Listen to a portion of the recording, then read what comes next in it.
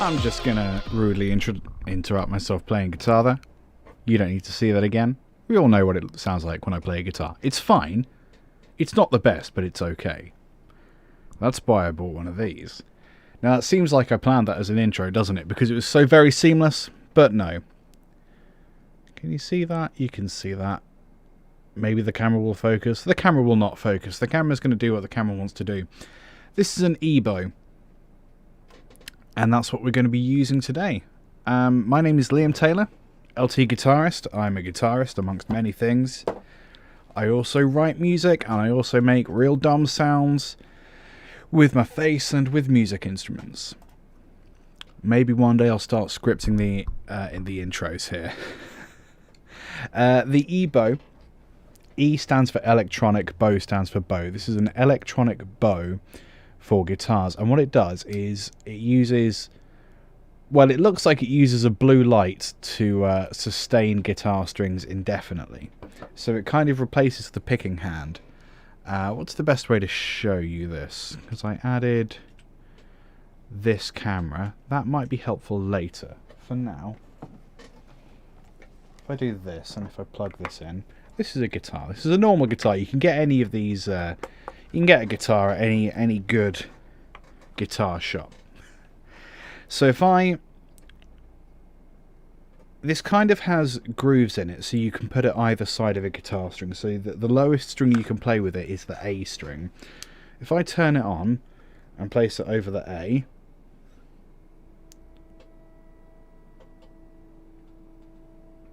don't know how clearly you can hear that. Maybe if I turn the guitar up ever so slightly. Let's try this. If I turn a track on as well, that might help. Nope, that's no good. Hang on, let's set up Cubase properly, because I apparently didn't do that. Rather thought I had. So we're gonna go audio. Okay, that's interesting. It's not mix console, it's audio and audio connections. Here we go. Input 1. Right. That's the problem. I'm going to keep those as 5/6. Mono in is going to be input 1.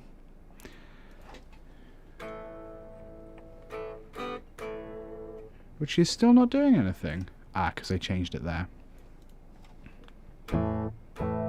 Tiny bit of delay there, but we'll cope with that. Right. Now that that's out of the way, turn this on over the A string. Makes a big old noise. It also has a harmonic mode. I think that is the harmonic mode. There's the harmonic mode. It's really cool. So it just kind of sustains indefinitely.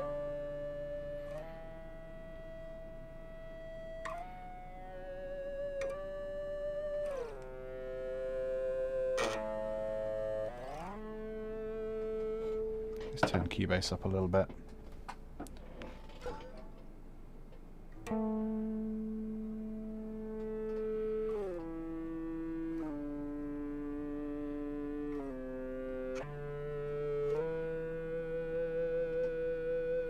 I like the EBow a lot. I got this sometime this week, I think. Maybe on Tuesday. They've been around for years and years. Like, I remember they came out when I first started playing guitar. I'd been playing like a couple of years maybe, like in the early 2000s. And I remember seeing them and thinking they were pretty wild. But I didn't like the idea of only being able to play one thing at a time, so I was restricted to one string, so I couldn't swap from the EBow to, you know, strumming. That was a weird hang up that I had with different guitar techniques in like the first 10 years that I was playing. I was really worried about, for example, using open tunings. Like, well, why would I use an open tuning? Because I can't do that in standard tuning, so why would I? But that's not the point. That's not the point. You use a tool, or you adjust your instrument to be able to do a separate thing, and that's a separate thing that you do when your instrument is in that state. So no, you wouldn't perform that song live, or you'd find a different arrangement for it. And that was another hang-up I had. how am I supposed? Why would I do something in the studio? Because if people come to see me live, I want it to be the same as they'd heard me on the record. And then eventually I realised that was dumb. You know, that's just not why people go to see live music. So you do a new arrangement of that song, and you don't worry about, oh, I left my EBow at home. Well, that's fine. You play a different version of the song. It's not the end of the world. That's just a little 5-minute conversation about my various hang-ups when I started learning guitar. So we're going to try and make a piece of music using predominantly EBows today. I have a fretless bass as well, and my 8-string guitar. The 8-string guitar is great because you can actually use the low E string for that, because you position this between the the B and A strings in the bass, and you also have the 7th string there as well. So it might be fun to break this out. There's supposed to be something that happens, or it's not supposed to be great, the EBow with active pickups. So if it makes a terrible noise, I'm very sorry in advance, but also might be really funny. So we're definitely going to sample it if it makes an awful noise. That's 100% of what we're going to do. I have this camera set up here, which is normally my... Oh, the microphone's right in the way there. This is normally my keyboard cam, but this might sort of be helpful, I guess. You can kind of see that.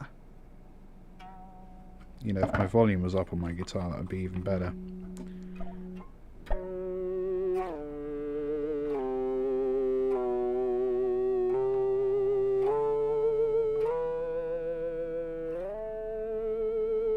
Yeah, it's nifty. I like it a lot. So for the moment, I'm going to turn that off.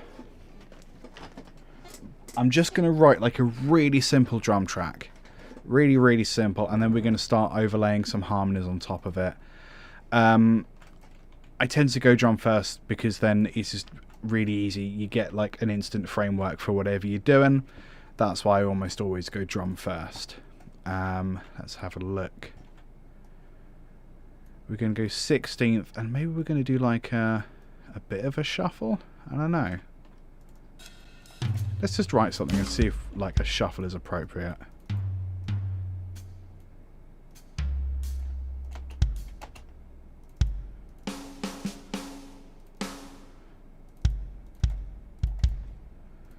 Let's just fill that in.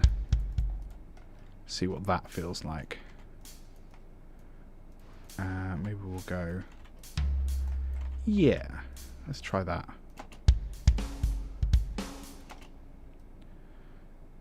Let's go a little more shuffled.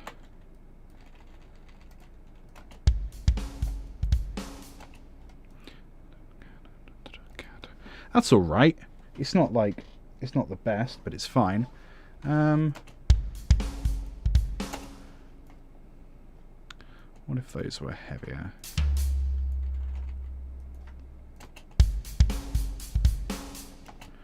Let's go slower, quite a lot slower.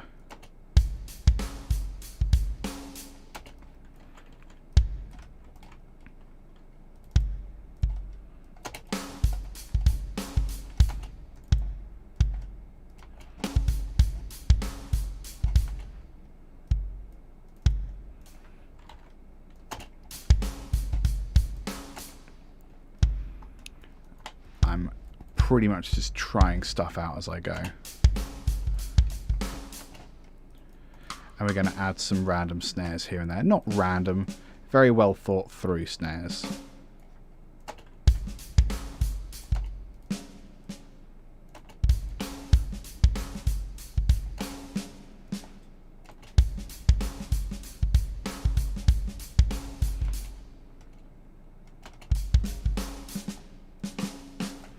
I'm going to move some of these up just to get the different snare sounds in there.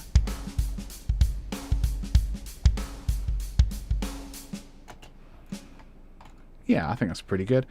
I'm going to increase the velocity of the snare there, and I'm going to bring it down in the mix ever so slightly. If we go into contact here, on a hard rock setting, yeah, I guess that's probably right. Snare is going to come down. Hi-hat is also going to come down a little bit. And inside the kit, we're also going to reduce the room of the hi-hat, just because hi-hats annoy me.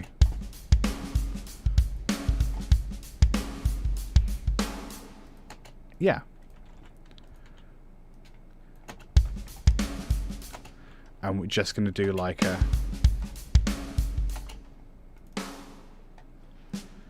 little fill here.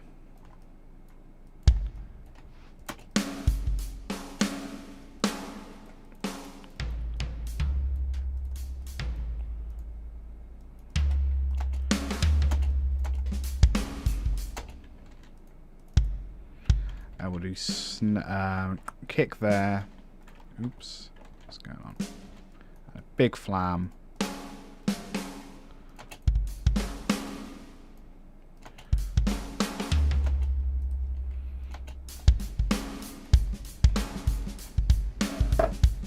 Nice.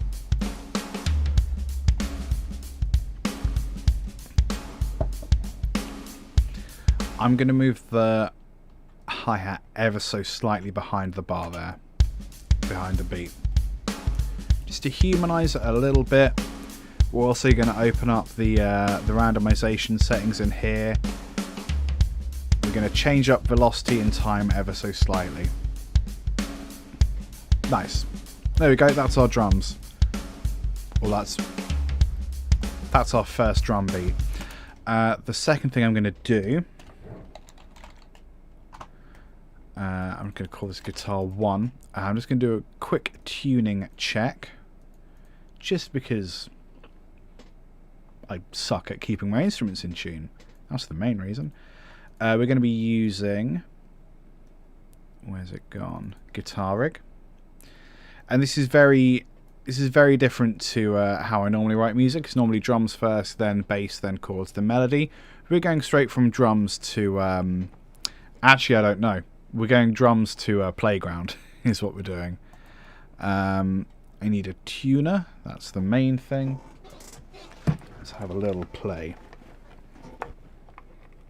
I suppose I need to turn that on. Tiny bit flat, that's fine. Give this a quick one. Might not use the E string at all.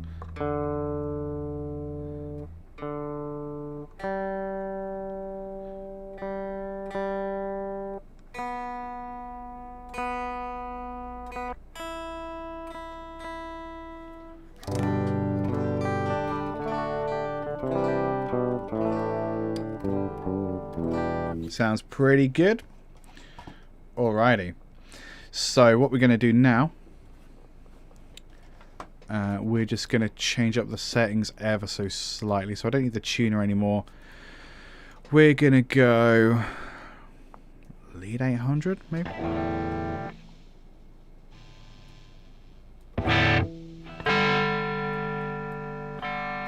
Something like that.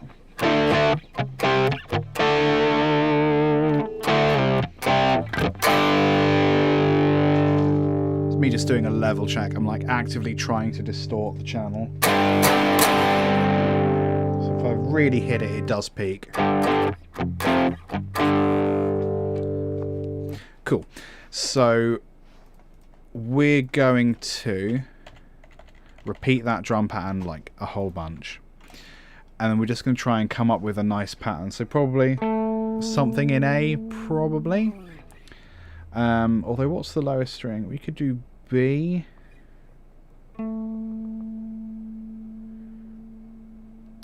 Because if we're going to use the 7 string, because I don't know, well, the 8 string, I don't know how many people have used 8 strings with EBows. Of course, it might not work, but let's give it a go. So if that lowest string is B,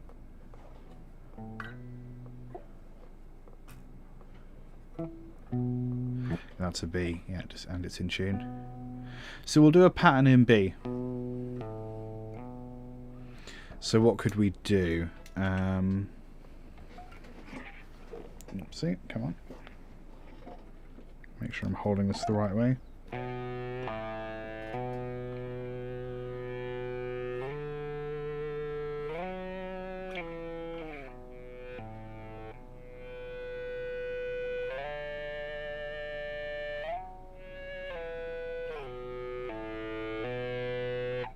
Oh, of course the 8-string won't have that option, will it? But we could do.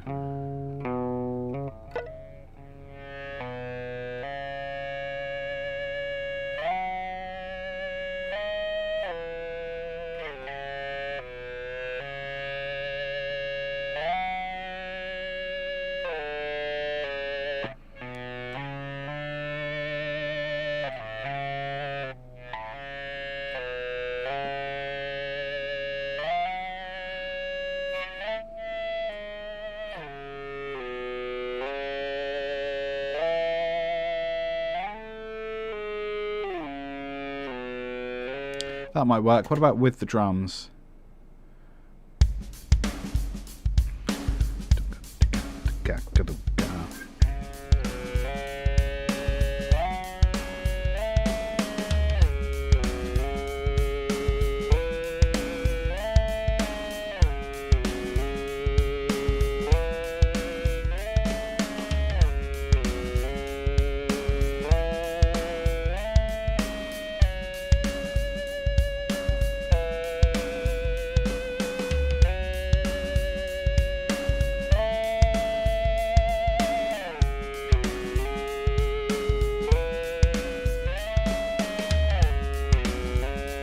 That's all right. It's I feel like it's kind of ramping up to the note a little bit. The attack's quite slow, so what I'm going to do is just slow that down a little bit more.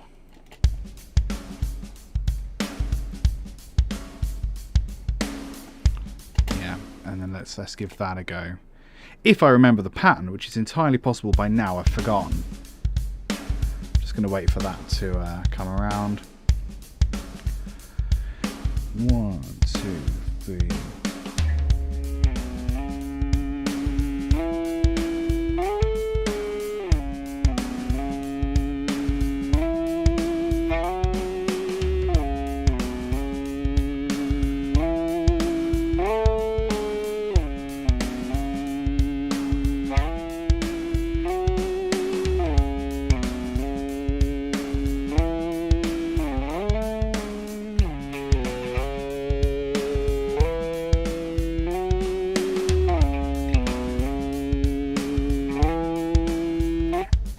Ooh, messed it up there.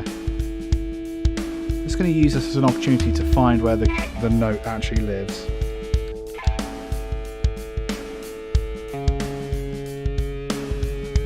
There it is. We can increase the volume a little bit, I think. 3, 4. Oh yeah, I've messed that up. I've run out of space. Haha. Let's duplicate those, delete that section, none of which you can see, but that's fine.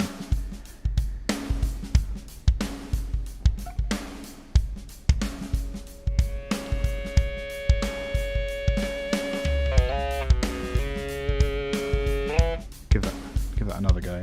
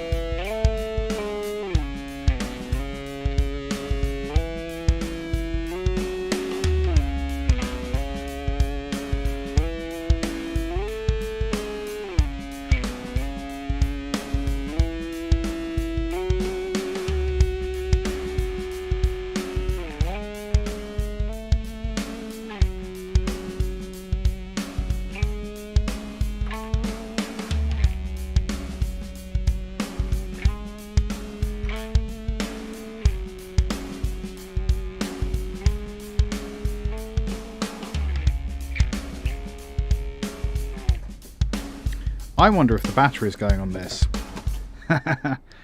which would be fun, wouldn't it? Because the sound there changed dramatically, didn't it?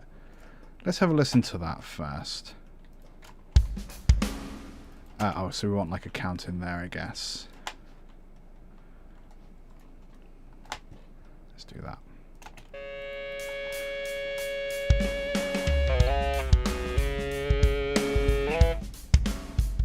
Oh yeah.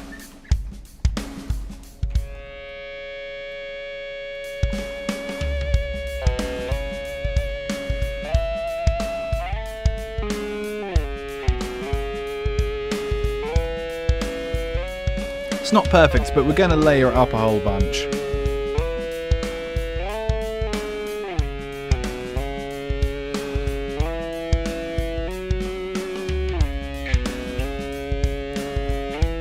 Just going to change these into blocks so it's easier to read.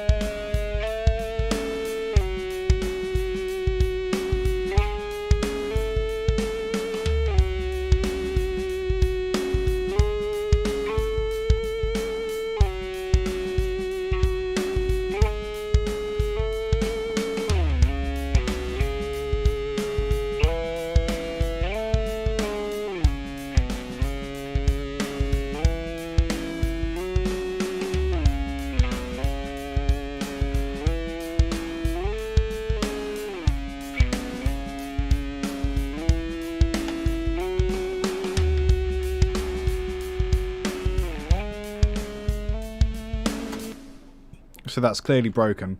I quite like. I'm gonna keep that as like an artifact.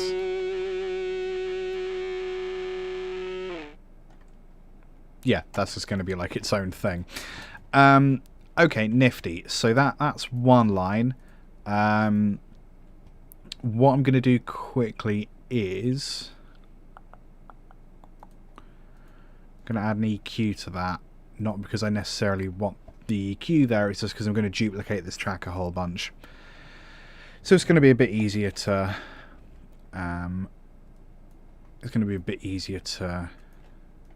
just save me a bit of time long term.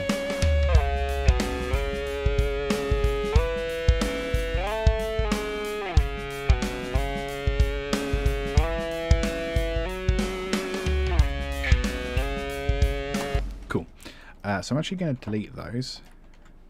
We're going to duplicate this, and I'm going to try to do that same guitar line, just again, pretty much as it was exactly there, as close as I can. Let's see what's going on here. If I do this, it might help.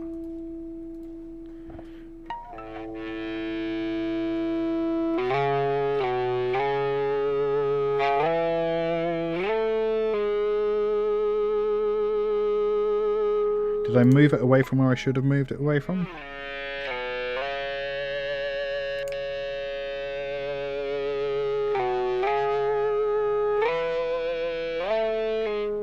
Let's try the other mode.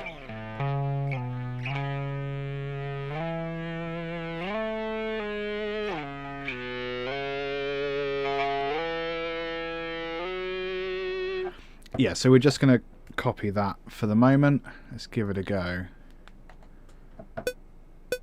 1, 2, 3.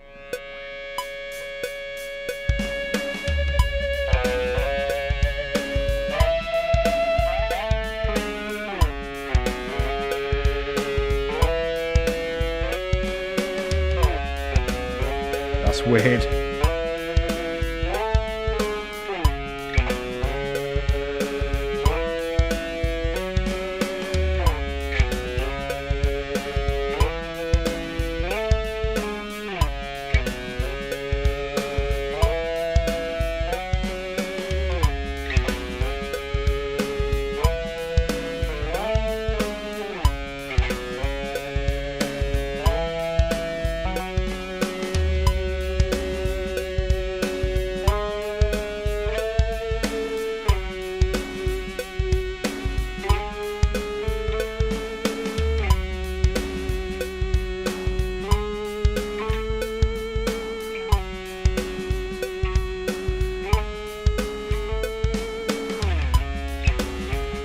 this has lost it. So that sounded pretty wild, but pretty good. So if we were to, for example, just pan these hard left and right, we'd have a huge sound.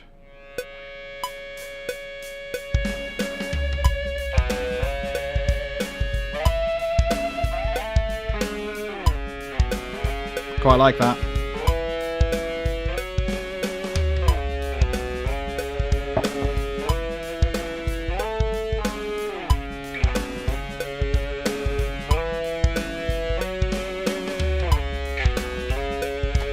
I definitely prefer it when they're hard left and right there. Let's see if we can change the battery here then, because that feels like that's not a lot of battery life. If I can work out how to open the damn thing, that'd be great. There we go. Although I got to say, this battery that turned up was pretty... That's no condition to deliver a battery in, is it? Come on. Come on, folks. That's not alright. That's a bit... not great. Oh well. Let's try this other one. Let's try this other battery.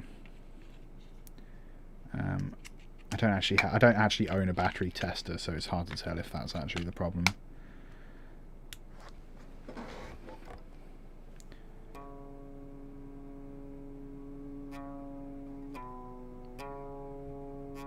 Oh, that feels stronger. That feels like it's not struggling so much. I'll use the other mode this time. Okay, let's... Oops. Ooh, what happened there? Okay. Let's give that another go.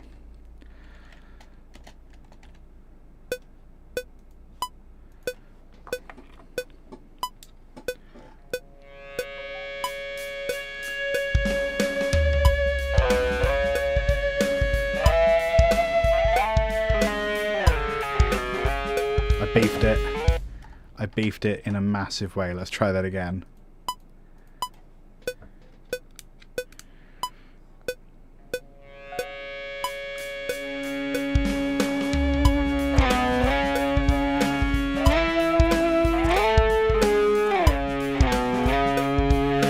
Ooh, okay, so, right. We're going to get there, folks, don't worry. This is too loud. Way too loud. So we're just going to turn that down. That's something to do with, I guess, using the extra mode, but possibly also the fact that I'm on a fresh battery. So maybe this thing eats 3 batteries. That's perhaps something we've learned today. That's fine. 2, 3, 4...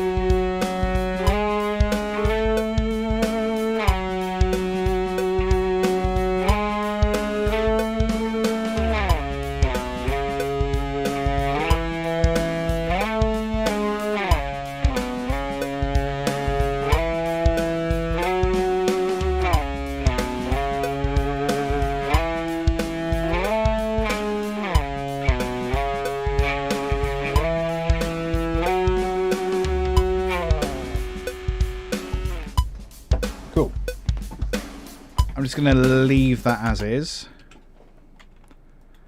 And then we'll work out another section when we come to it. So how does this sound?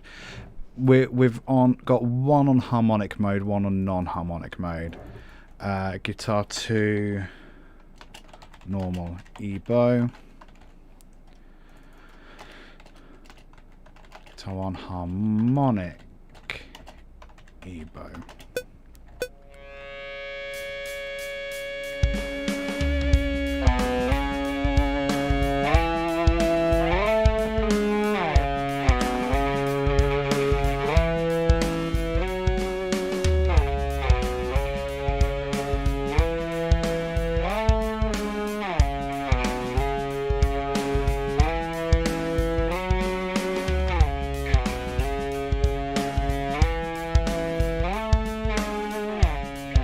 I'm going to change the guitar settings ever so slightly.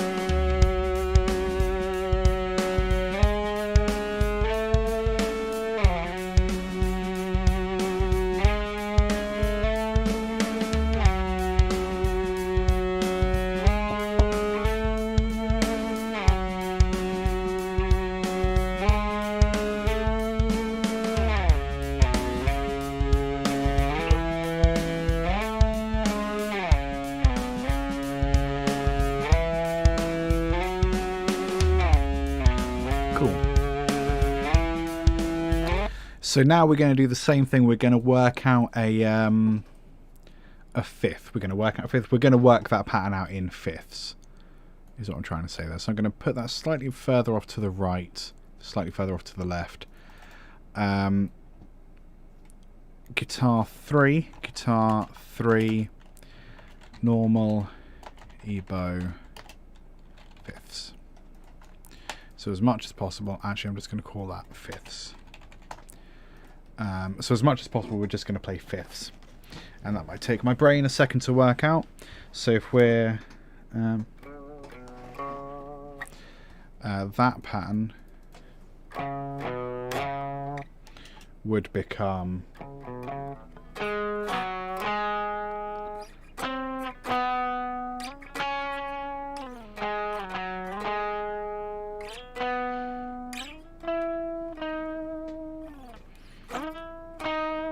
yeah.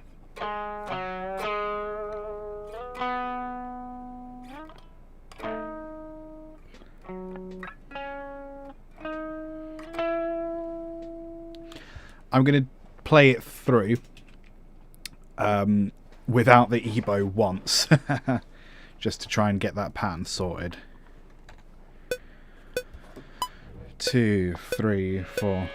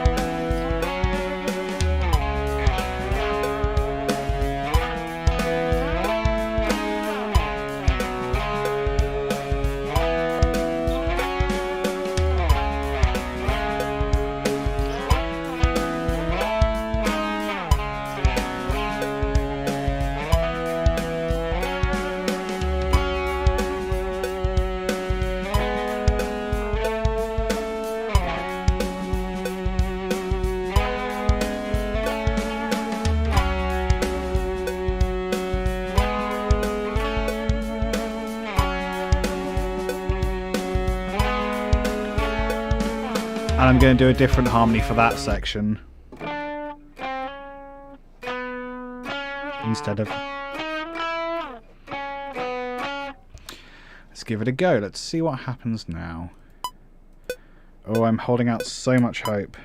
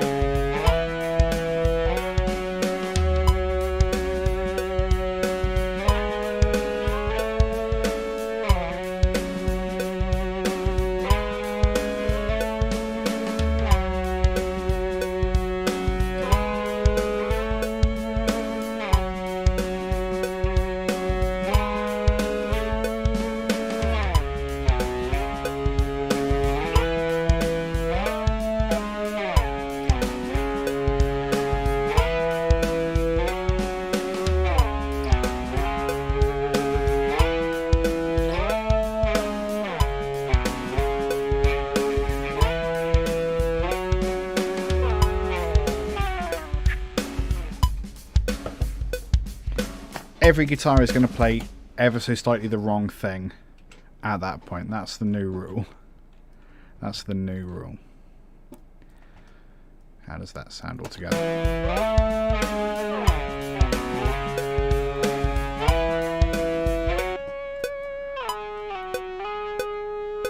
That might have been on harmonic mode as well.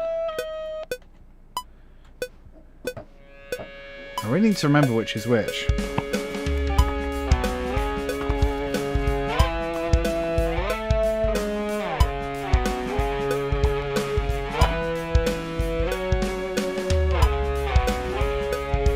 Oh, it comes with stickers. Cool.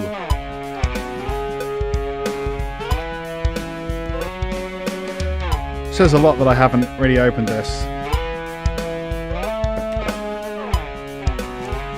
Let's have another look and see if I can do that better in standard mode, which is this way.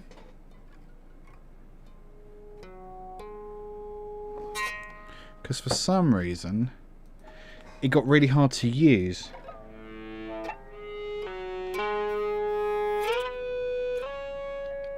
Because that feels like a harmonic, right? No, maybe not.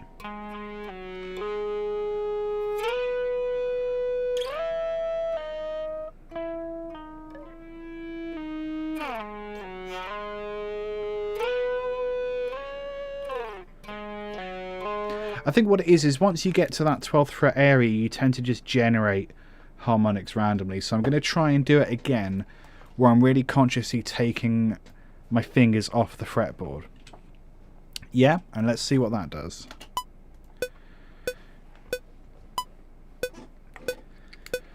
One, two, three, four.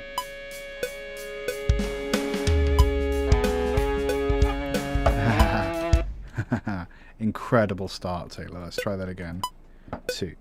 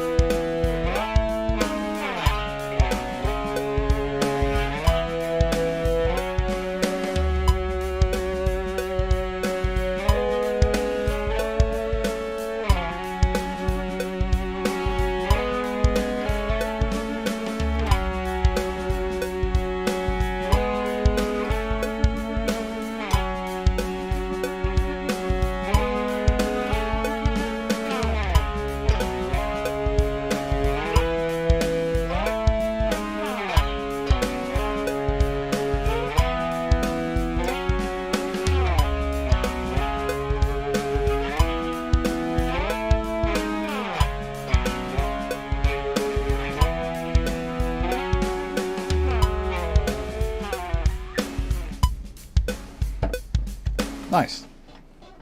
Let's have a little listen to that. That felt better. That felt more like I was playing it rather than just sliding around and hoping for the best. Oops, let's start it from over here.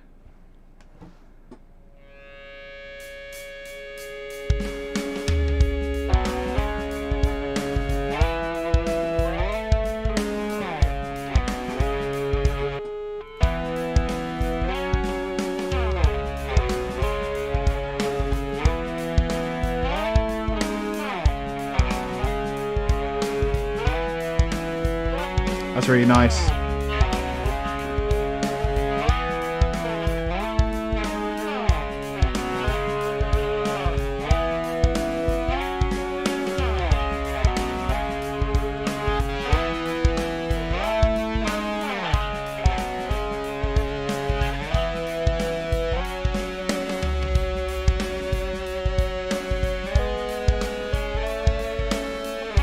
That harmony's really nice too. I like that everything's slightly out of time.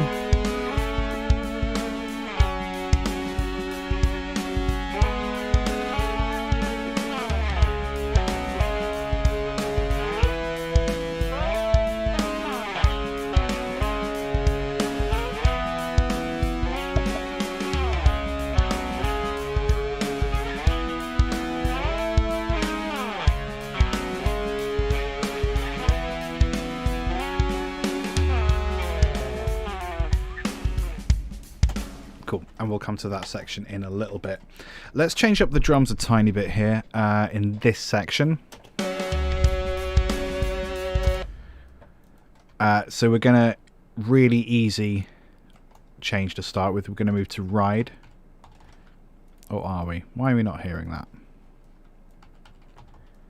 Into desting.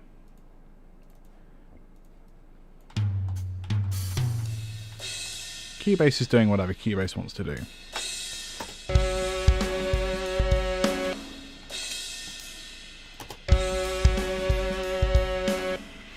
We're going to add a few extra bits in here, like so, I think.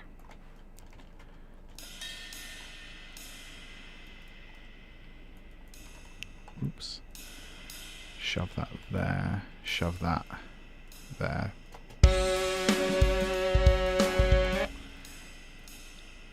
Yeah, like so, I think.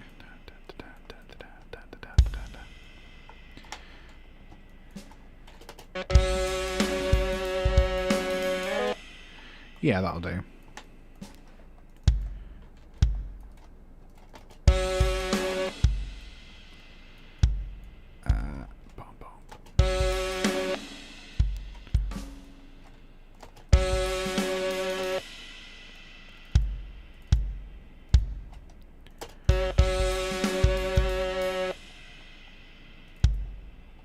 Yeah.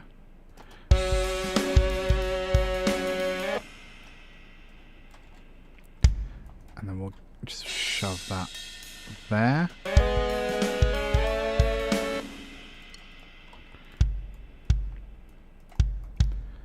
Boom, boom. Boom, boom, cut.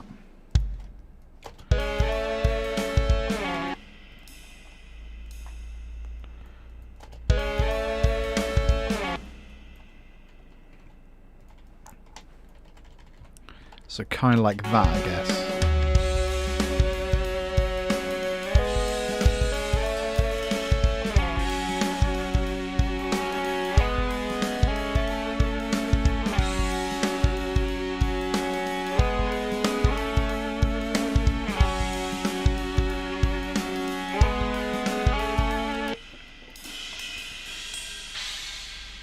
And then we're just going to swap between that china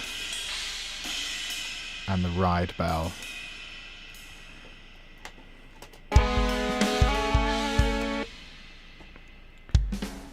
And I think we need to do something a little more interesting with the snares.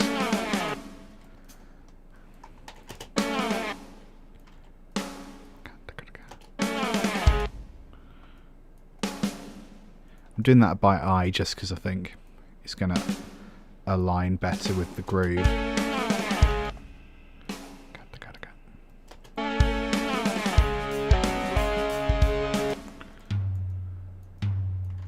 Like that.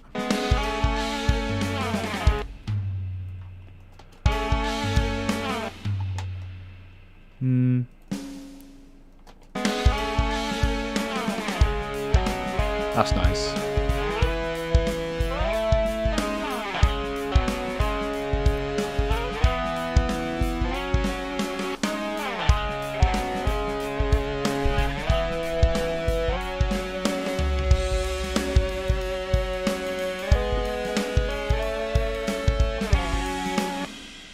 I have a nifty idea for fills in this. I think we could do something with every individual channel having like its own chopper, like its own tempo of chopper.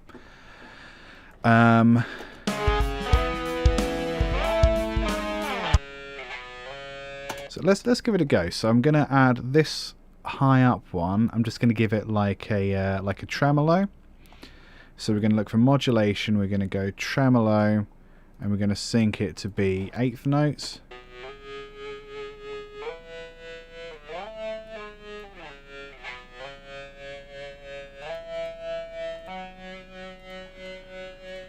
And then we're going to go, we're just going to modulate the depth.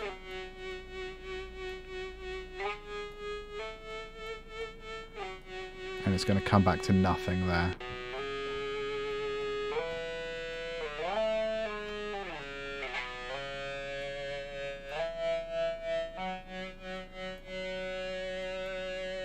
Going to do this.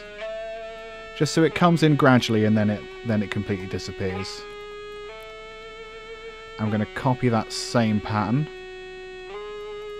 I'm going to move it to the end here.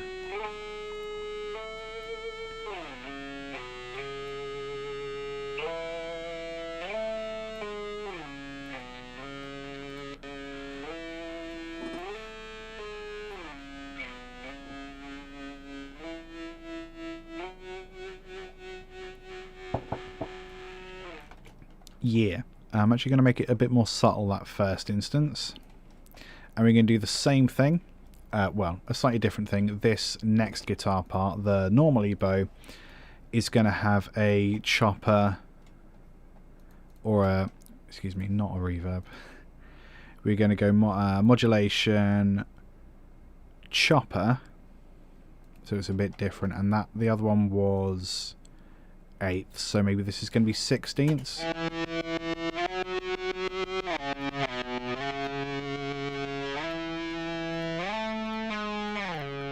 And we're just going to use the mix.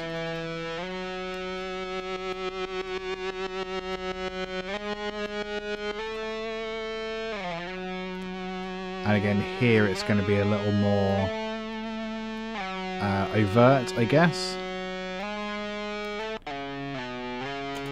And then finally we're going to do a similar thing with this other guitar, the fifths. And we're going to, this one, do maybe we'll do chopper as well, but it's going to be like a half speed chopper and it's going to be on a sine wave, so it's going to feel different.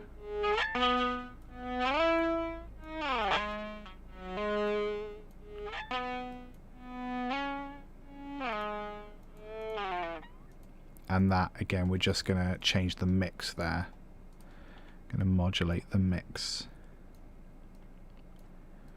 and have it come down as well, but at slightly different speeds.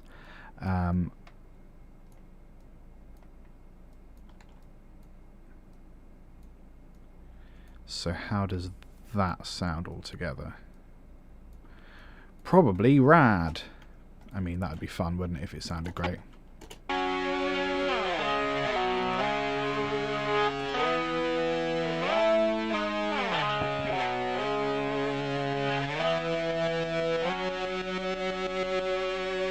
Sounds alright, it sounds pretty cool.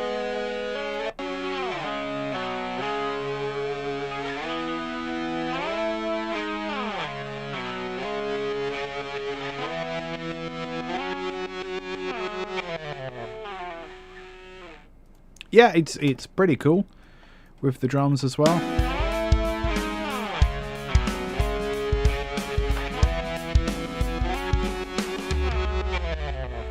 Maybe that's something we can add extra layers to as well if we do like a group send down the line.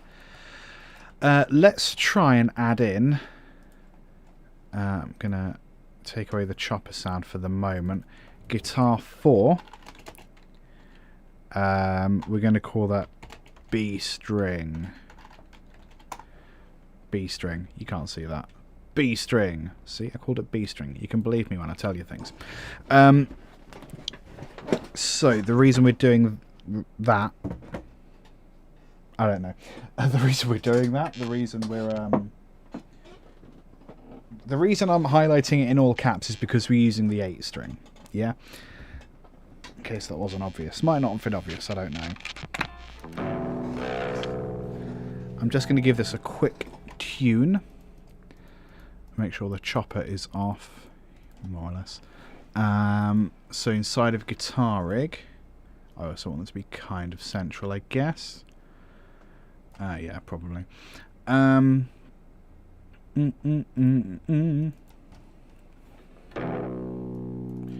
only worried about this string. Just slightly sharp. Oh no, it's alright once it settles. Cool. Let's add that again. So does this work, or does this make an awful sound? Oh, it works. Ah!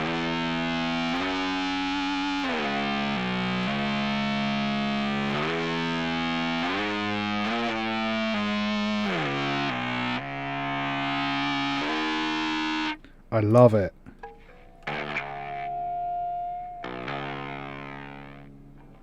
Harmonic mode seems really tricky. Seems really hard to please.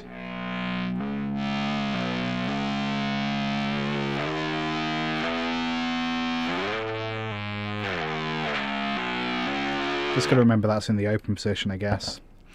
All right, let's give it a go.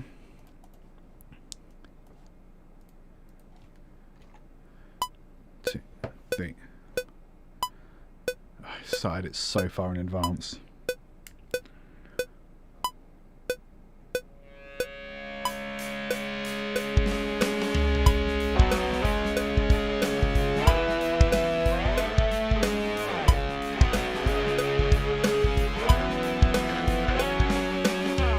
Messed it up, and it's also way too loud, so let's deal with that first.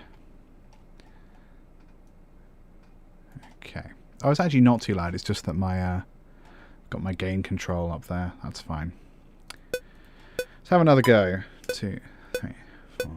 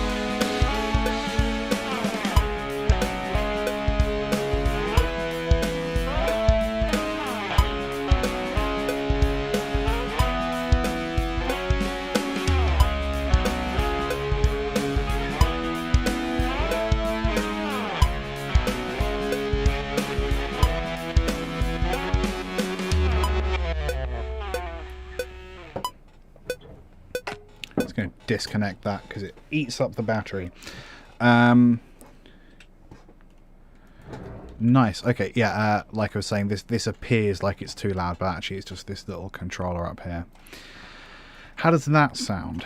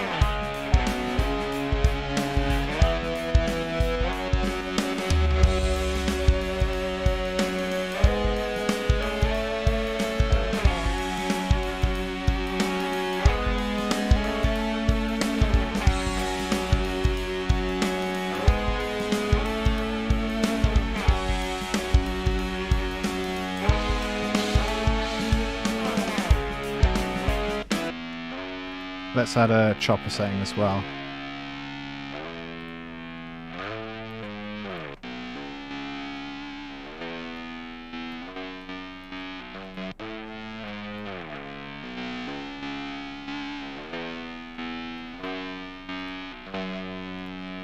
That one's quite nice. I did beef that ever so slightly, didn't I?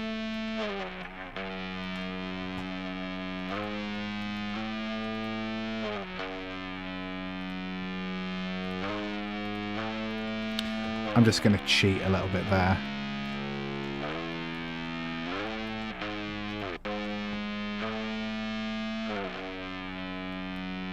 Yeah, that's fine.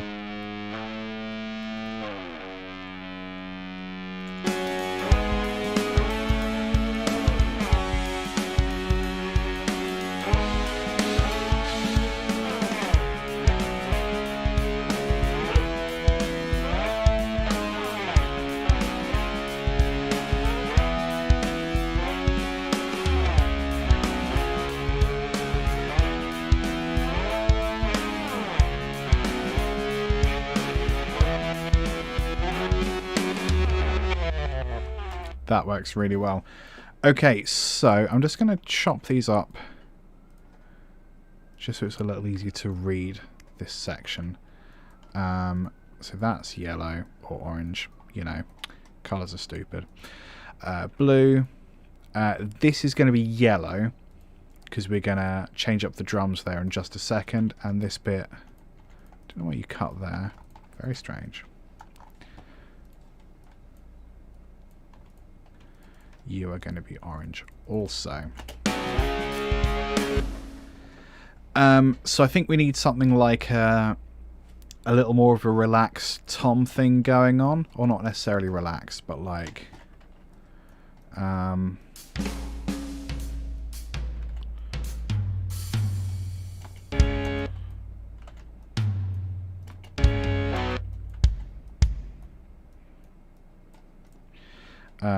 dun, dun, dun, dun, dun.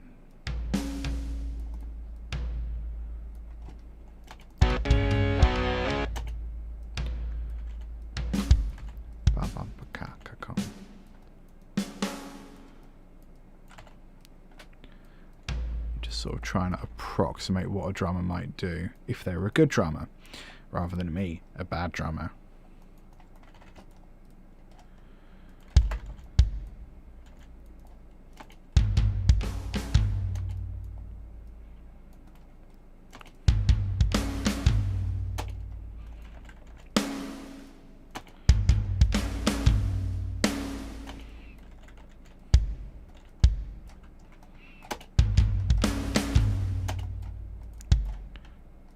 And we'll do a flam, boom, clap, boom.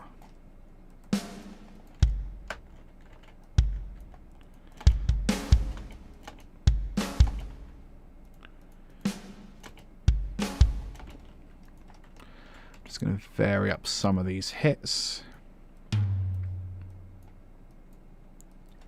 Just to make them a little more human, a little more fun. Yeah, like so.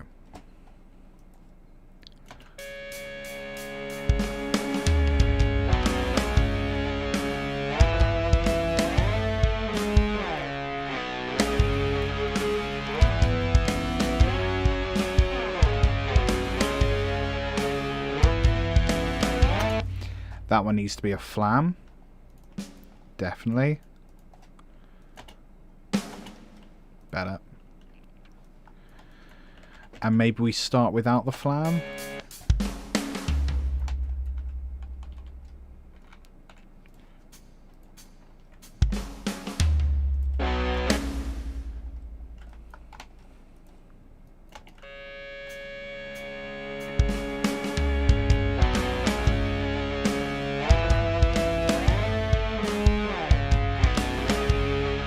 Hey, Blacktooth Fox, how's it going, buddy? I got a chuckle out of your YouTube comments this morning on my shorts. I will reply when I think of something funny to say. How's it going, buddy? Oh, you lost yours when you got homeless. That's mad. Like, I don't want to get into it right now because this is not the forum, but like, I imagine that wasn't the worst thing about being homeless, but that definitely sucks. Yeah, it's got the 2 modes. I was playing around like a few minutes ago and realised that the harmonic mode is actually the first thing that gives out when the battery gets low, which is a pain in the butt, but you know. And we're using the 8-string with it at the moment and making a few little adaptations. Actually, yeah, I should maybe change out the amp. Because that sounds awesome, I love that.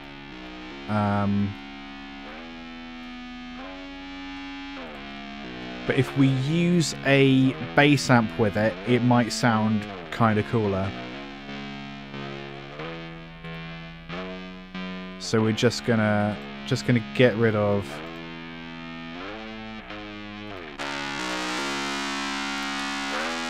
I'm sorry, that's really annoying. We're gonna go amplifiers, bass pro, with a little bit of room sound. And we're gonna kill some of the bass as well.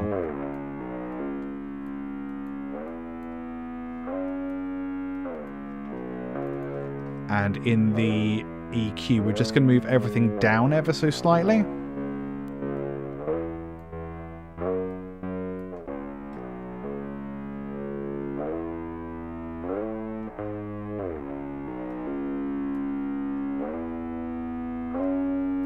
That's cool.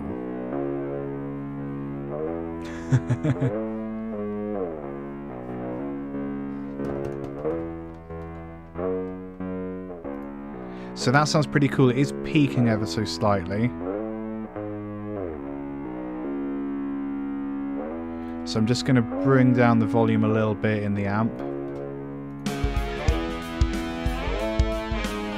That sounds pretty good to me.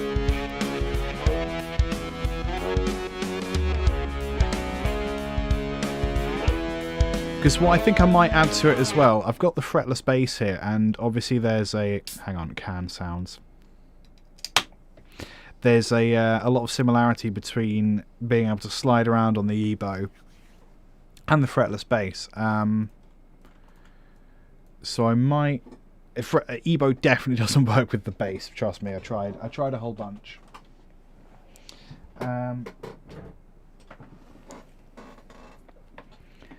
So I guess what we want to decide is whether we want like a bassy kind of bass sound, doing like the what key we in. You know, if I had a channel, that maybe would be helpful.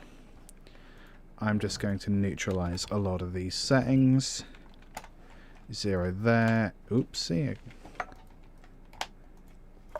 I don't think the EBow is going to work on the fretless, but we can try it. We can absolutely try it. Going to get rid of that. Going to get rid of the chopper. I'm actually just going to go DI for the moment. But we're going to keep that in there. And I'm just going to check the tuning.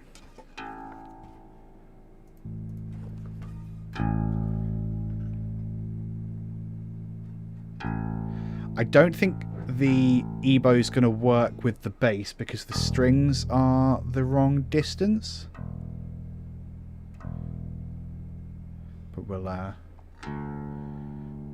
give it a try.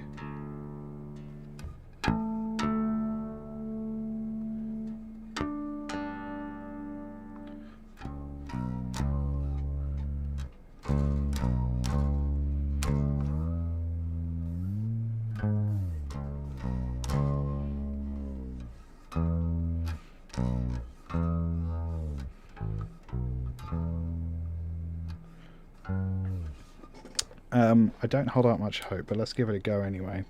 Let's see what happens.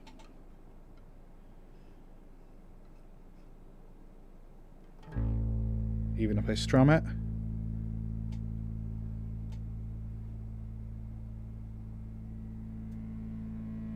Oh. That's very strange.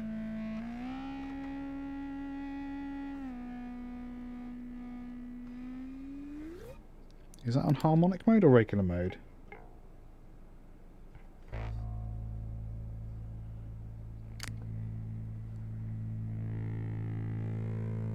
It's really struggling there because the strings are so thick. What about the next string?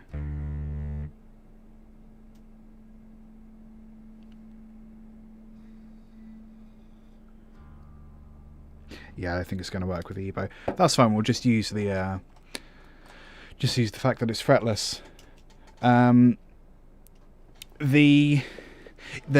might be, but it's when you put the EBow on the electric guitar, it makes a sound basically anywhere you are. But then when you find that hot spot, that sweet spot, it just resonates and just gets a lot louder. This didn't have any kind of there was no point where it really just started playing it, not by itself anyway. Yeah, I was just trying it over the pickups. I'll maybe have a play around with it off camera at some point as well. You're absolutely right, EBow with 12 string is madness. I mean, I've got an electric 12 string we could try it with. I also tried it, I got it working with mandolin as well. That was wild. And I tried playing it with slide. The tricky thing with slide is that you've then got two... In each hand you've got something that, unless you're controlling it perfectly, creates a lot of extra noise. So it's really tricky. Yeah, there might be something in it, but it's hard. So let's have a little... I'm just going to play with this and see where we end up. This is the bit where I forget the song in its entirety.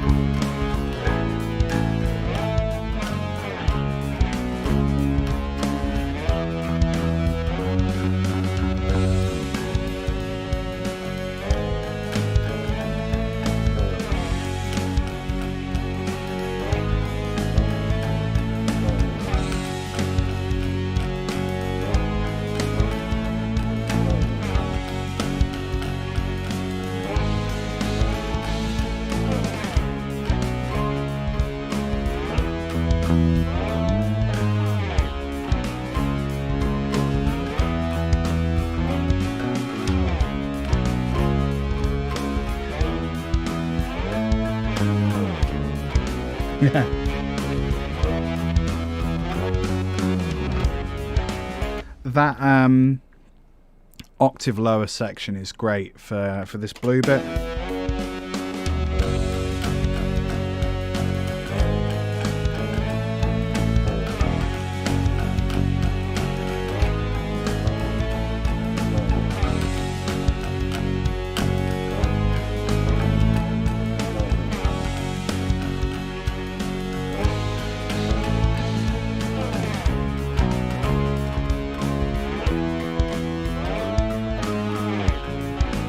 That's what I was looking for.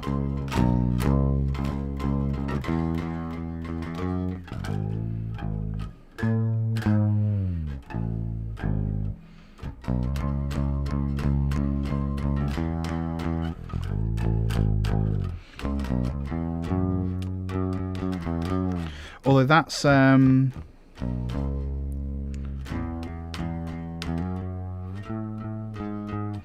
think it's weirder to then dip down an octave halfway through a phrase. We can get away with it for the blues section because that's like its own section. Let's give it a go. Let's try recording that in, and then we've got to work out what the bridge is. 2, 3. 1, 2, 3, 4.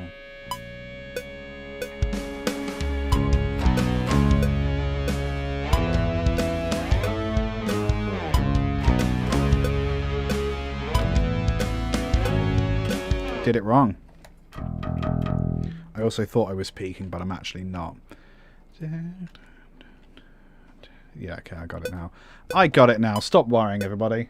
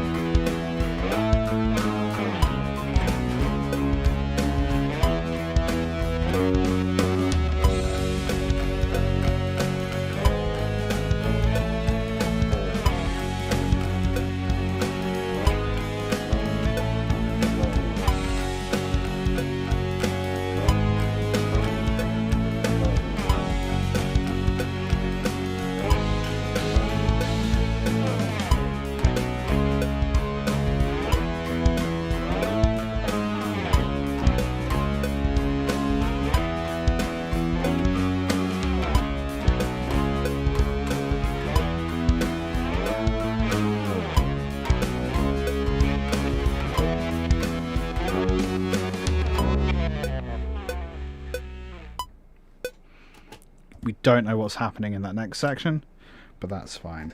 Taking the cable out. RIP everybody's ears. Oh no, I'm stuck. Oh no. Just going to lean that precariously there and hope it doesn't ruin everything. Okay, let's have a little listen there, and we can do some EQing and stuff as we go.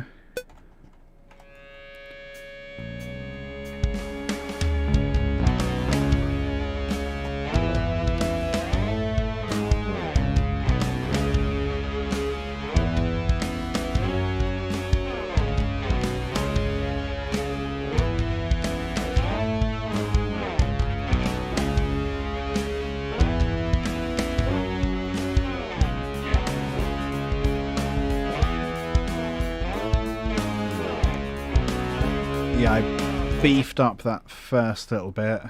So I'm just going to copy that. No one's going to notice. Don't tell anyone.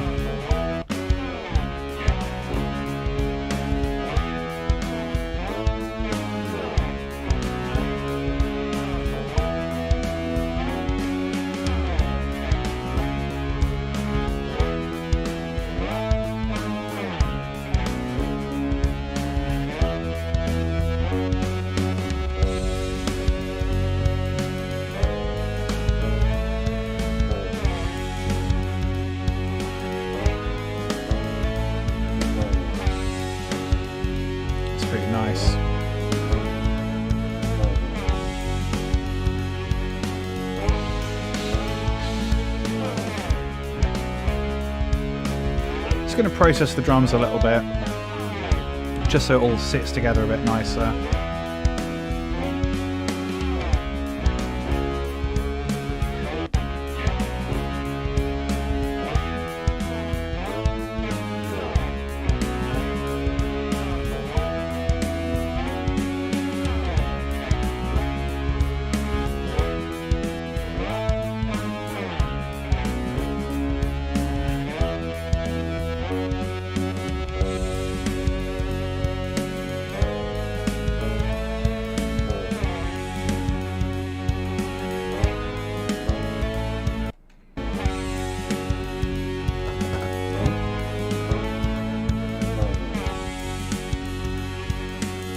What's up, buddy?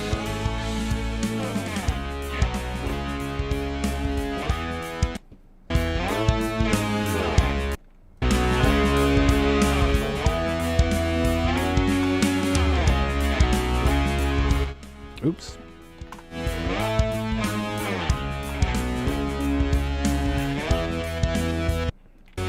Just going to brighten out with a little bit of distortion over here.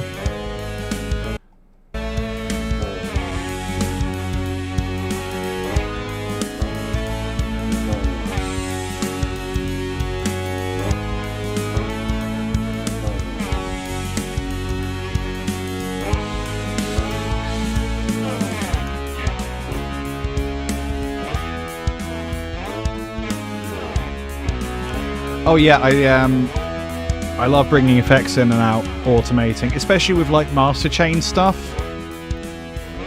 So for example, if I was properly mastering this today, I'd have a maximizer, but I wouldn't bring it in until this orange section, just because that needs to hit hard.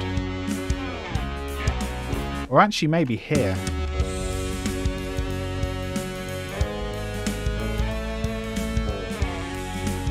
Oh, you record all hardware.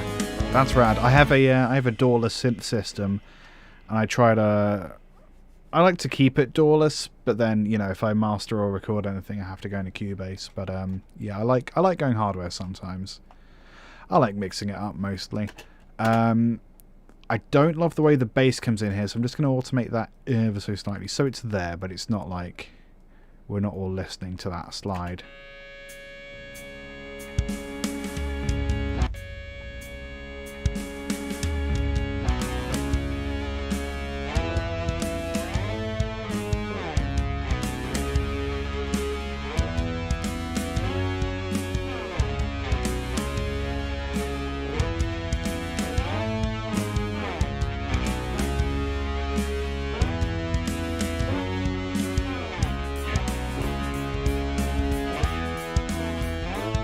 Cool.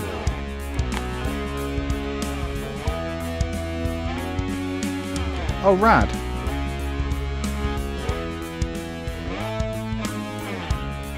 I like working in reggae occasionally. Reggae ska dub, that whole sort of Jamaican inspired sphere. Yeah, you know what I mean. I always struggle to get it sounding like real kind of dub, ska or reggae, so I tend to just like integrate little bits of those genres into other stuff I do. I'm like more of a funk guy these days, but like, yeah, still love a bit of dub. What are we going to do with this now? Because we have another section here.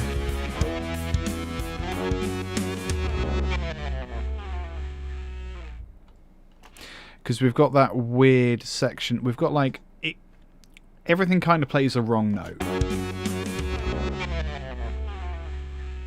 which I don't mind. So what I'm wondering is we use something maybe with the because we've got sample tracks built into Cubase, and we've got Padshop built into or a stock VST inside of Cubase. Might be fun to do something there. So we could perhaps, if I, on the normal setting, just record a couple notes of just the normal EBow, that might then be something to try to integrate into it. So I'm just going to hit record on there. You know, hit record way too early while I try finding my cables. And we're just going to record a couple different things. It's definitely working. Going to put the amp on as well. There we go. And we're just going to hold that tonic.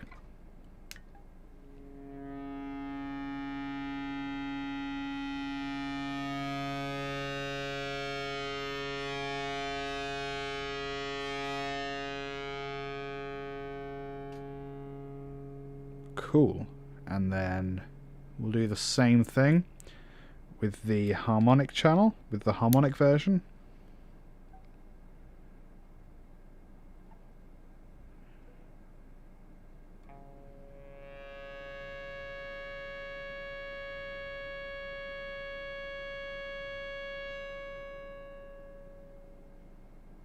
Yeah, there we go.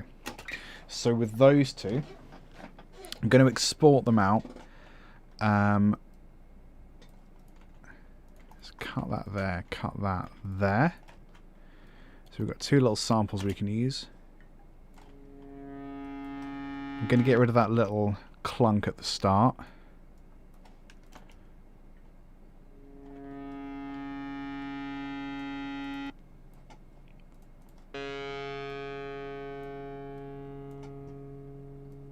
Cool. So that's one thing. We're going to export that without any of the inserts. So we're going to go, going to create a new folder. Or am I? Choose, there we go. We're going to go samples, there we go. We're going to export a mono, EBow sample 1. Off we go. Have you done it? Have you done it? Are you doing it? It's doing it. Rock and roll. And then we're going to... Are you crashing? There we go. Then we're going to do the same thing with this harmonic. Going to get rid of that string noise there. That's nice.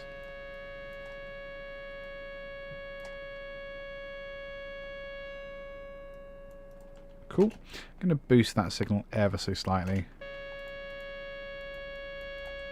There we go. I'm going to export EBow sample 2. Blacktooth Fox, I will absolutely check out your channel in a little bit. Whenever I get off of this, I'll come say hello.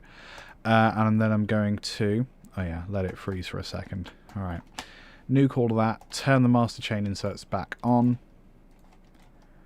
And then we're going to create a Padshop track. And this is a bit where I need to use the keyboard. And of course my keyboard cam is not working today because it's currently a guitar cam. So sorry about that. I'm actually not sorry. I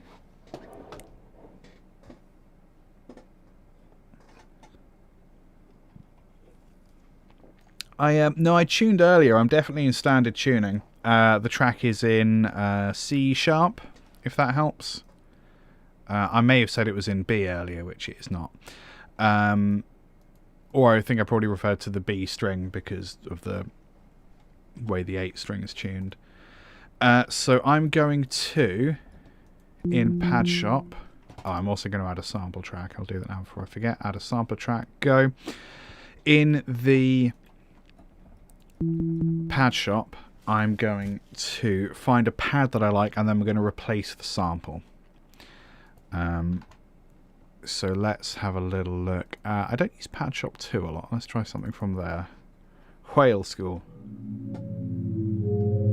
I mean, that's weird, isn't it? Let's try that. Let me just find my sample. EBow Fun. Samples. Sample 1. Bosh.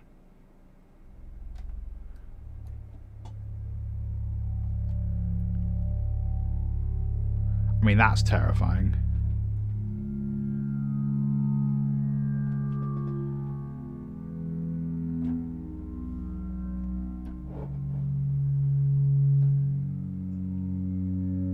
Because then we can play chords with it as well.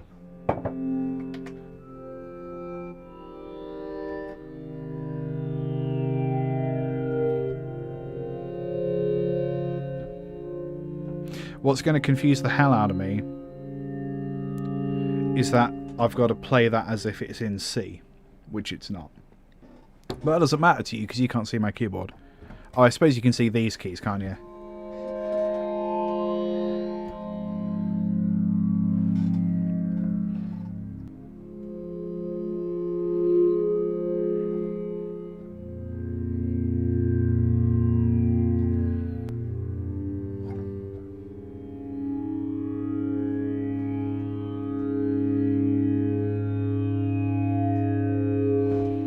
Let's maybe play that in. I'm just going to write it in, actually. I'm going to be lazy. So, oops, wrong one. Up here, we're just going to write in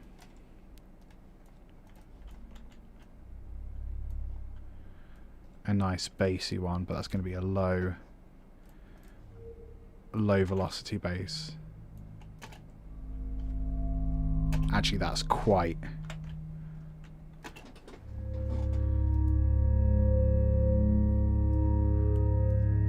There it is.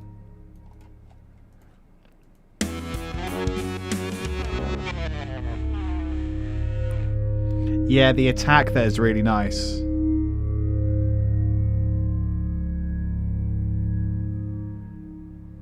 Yeah, that's really fun. Although it is quite bassy. I'm going to reduce the velocity on that one again. Add an extra octave there.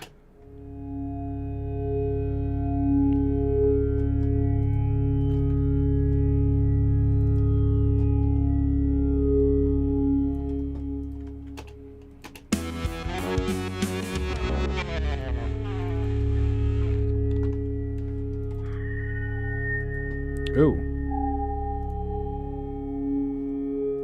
What's that?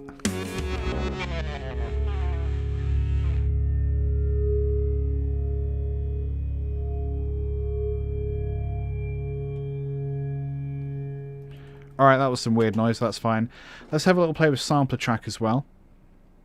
And again, I'm going to try and find a preset. My face is in the way. I'm going to try and find a preset that I like, and then I'm going to reload my sample into it. So synth, maybe? Hopeful filter?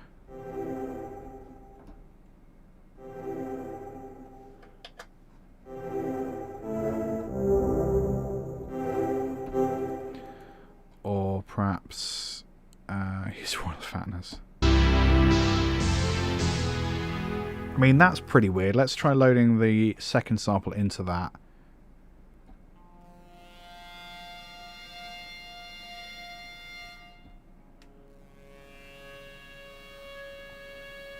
That's kind of cool. What if we start the sample in the middle?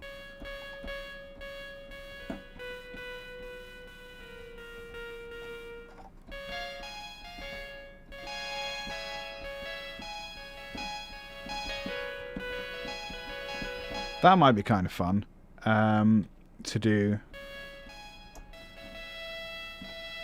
There's got a lot of high-end weirdness.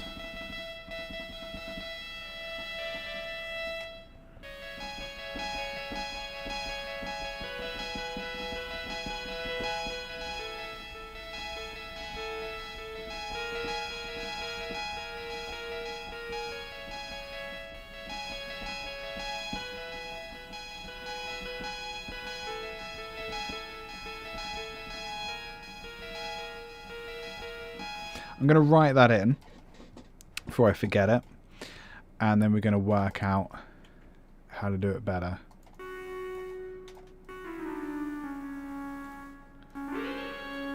So it was but it needs to be aligned there, doesn't it?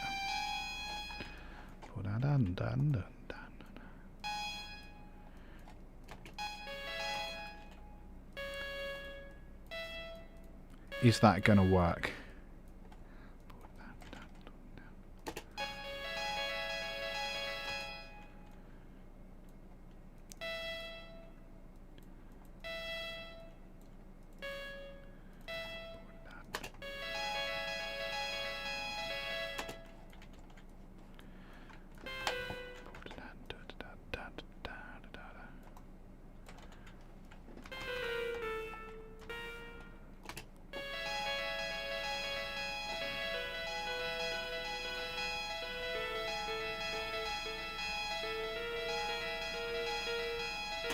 That works. That works really well.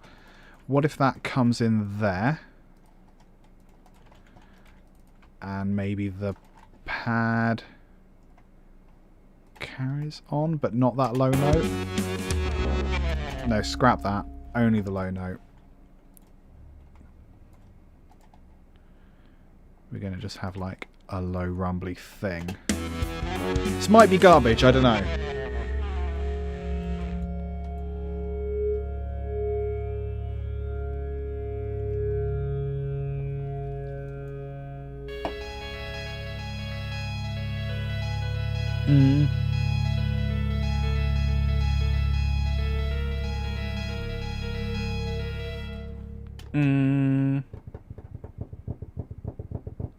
That's my thinking sound.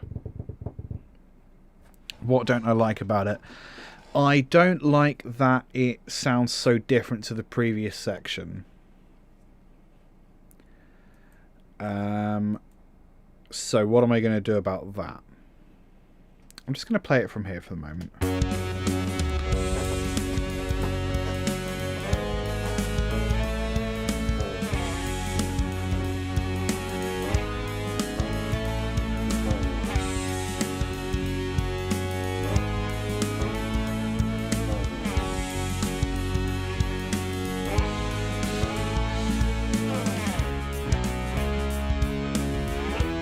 Oops, sorry.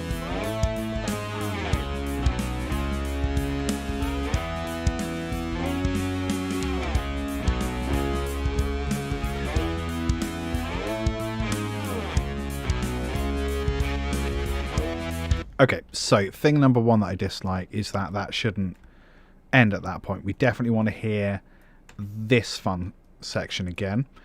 I realise that I've just ruined the chopper. That's fine, I'll come back and fix that later. No, I'm going to fix it now because otherwise I'll forget. So I'm just going to copy that and shove it here. Oh, no, I'm not. Come on, Taylor, sort it out. Bosh. And we're going to cut that there. Likewise, we're going to... I suppose I can just draw these in, it might be easier. Cut that there. Yeah, always fix it now when it's at the top of your mind. Otherwise it won't get fixed in it.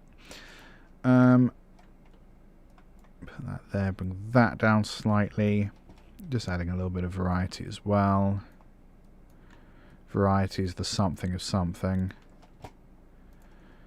And then the 8-string one as well. There we go.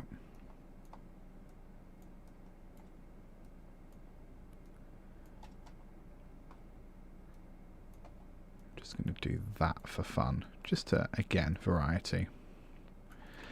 And then lock all of those up. Good stuff. Right. So, what this means is we have repeats that are identical. Which isn't necessarily a bad thing, but it means... I mean, right now this is an instrumental piece of music, so it's going to be boring, right? We want to fix that. We want to unboring it. That's a technical term. So we can do stuff like introduce these samples over here. So for example, I think we could have like a really high-pitched tonic from Padshop, just at the top here.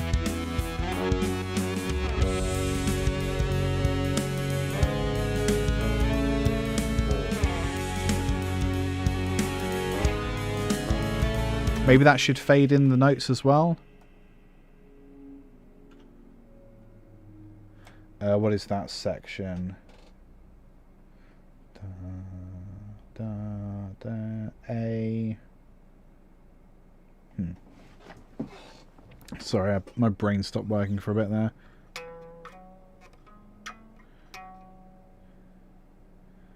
F sharp. It's an F sharp. Hey, F sharp, look at that.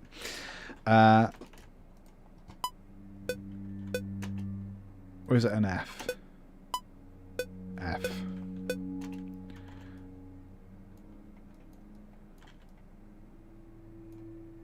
Yeah, you're right. Oh, hang on. No, because it's not. Oh my god. Yeah, it's tuned differently. So, hang on, does this fit?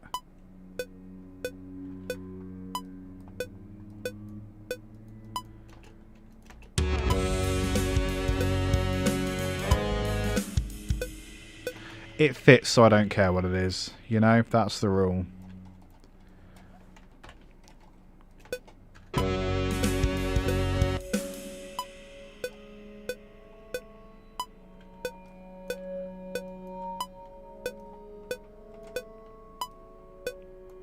Gonna start them just before the beat.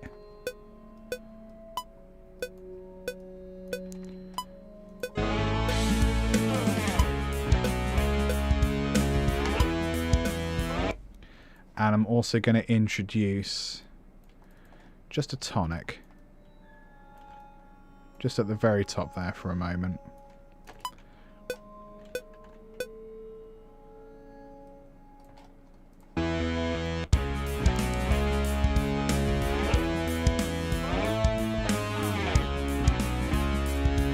So how does that sound?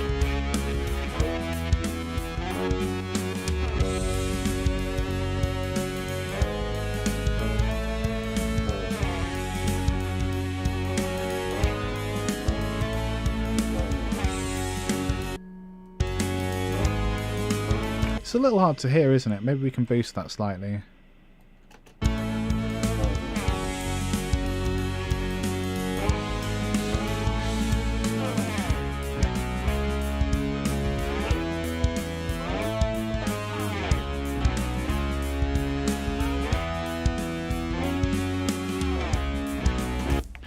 And we can also introduce this phrase as well.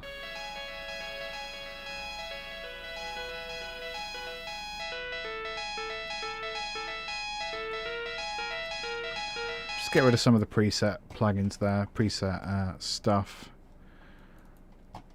I wonder if actually that would be funnier, if we're going for funny, if we sped it up a whole bunch.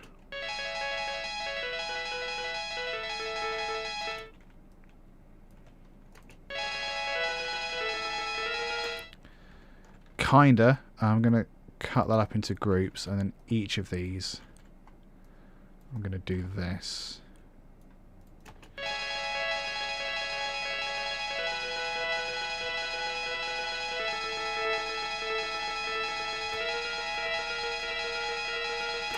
It's pretty weird.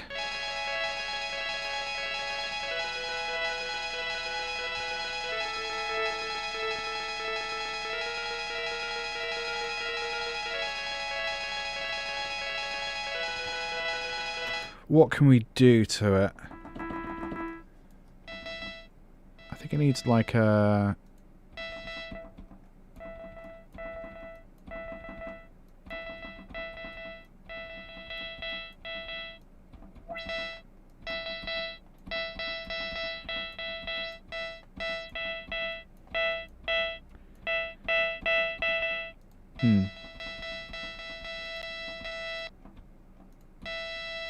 Let's try another preset and see where that gets us. Let's go for like a synth lead maybe preset, if we can find one. Synth. Yeah, let's go for a dance. Screw it. What do we got? Fast attack.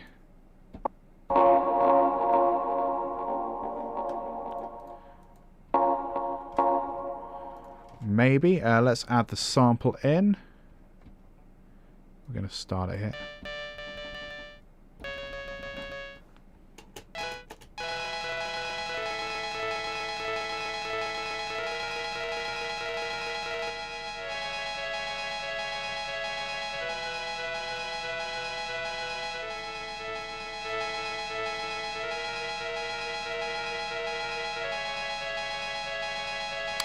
Oh, hang on.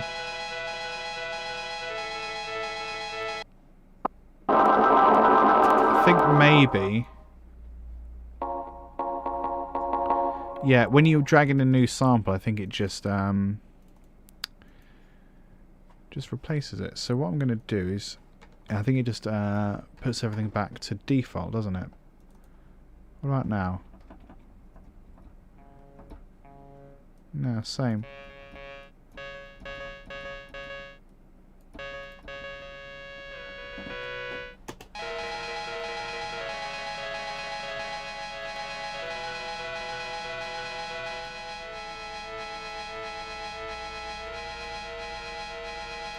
I mean, maybe that works. You know? Maybe that's fine. What if we introduce that here?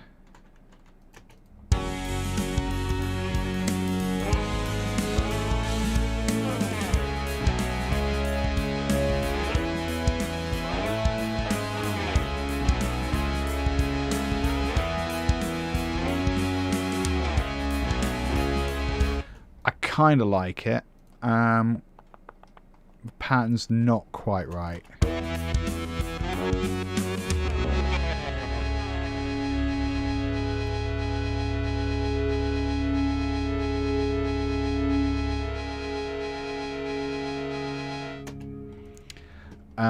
Let's write something a little bit new. So rather than that, we're just going to go 30. We're going to go 64ths. We're just going to write a straight pattern.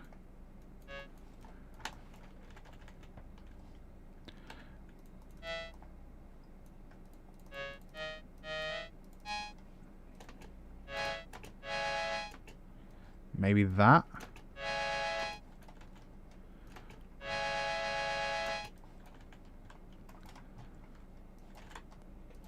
How does that sound? Kind of want more of a filter to it, you know?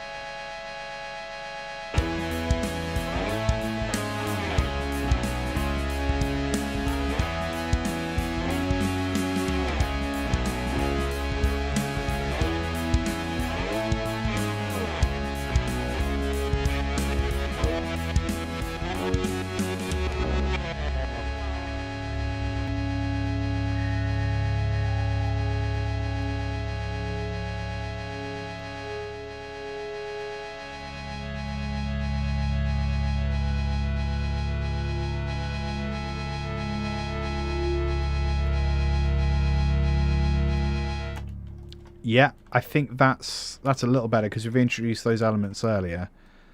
So I'm going to do a couple things. I'm going to put a big hit here.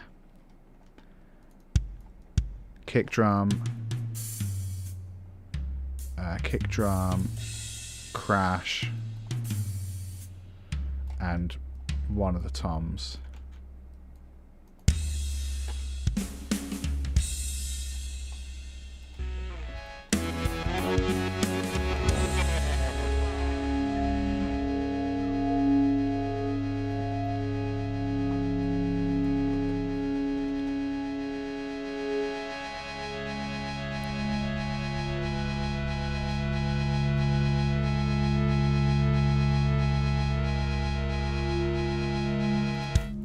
Then we can cut back into a drum beat of some kind.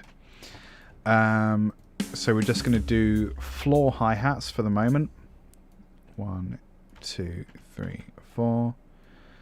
I'm going to do my best to remember what grid we were on before. I think it was 16ths shuffled. No, I can't remember. 16ths shuffled 70-ish%. Ba-kada cat-kada.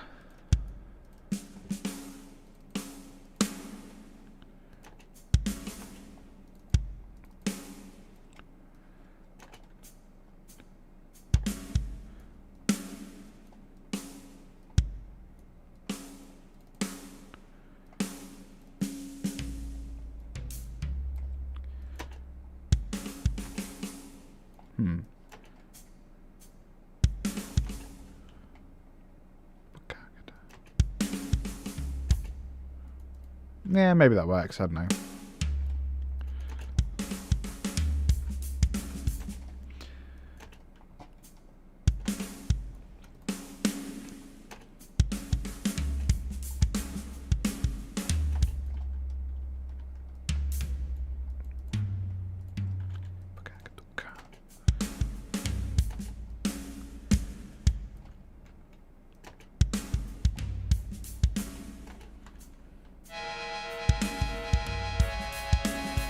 That'll do.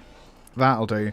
Mendy winner. Yeah, man, it's swung in a real nice way. Sorry, it sounded like I would say something really fun and interesting, but no, you're right. It's swung. How's it going? We need to come up with another beat at that point. So we've got a nice little fill there. I'm going to colour that.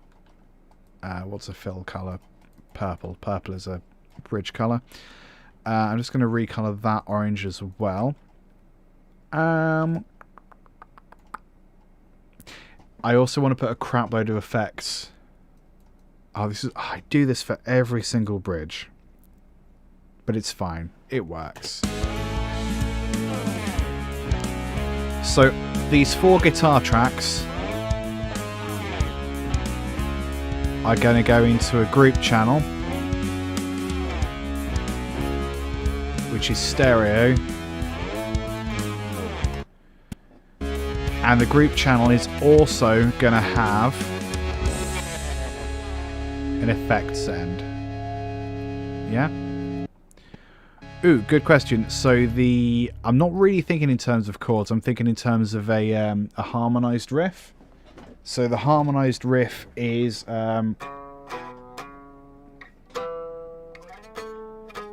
so C sharp, C sharp, B, C sharp. and then E, A, G sharp, and the same again, C sharp, B, C sharp, E, F sharp.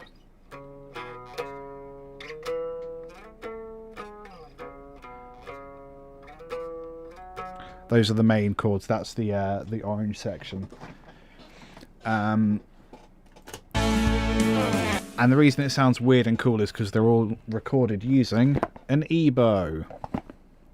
I'm not sponsored by EBow, but if the folks at EBow are watching, I don't know how you'd sponsor me because I already have an EBow. You could send me more stickers. I'd use more stickers happily. Hello, EBow people. Right, so we've got an effects channel which you can't see because it's behind my face. So we've just got all the guitar channels going into this group channel and this effects channel. And we're going to use the effects channel to bring in and out a crap load of delay, basically. So we're going to automate the effects channel in. So at this point, it's going to come up to, you know, normal. Which is, I guess, technically the way to look at it. So it's going to have a little bit coming in here, and it's actually going to properly fade in here. So then we're just going to add a couple different kinds of delay. So I want a ping pong delay. Oh yeah, it comes up on the other screen. Probably quarters, I guess.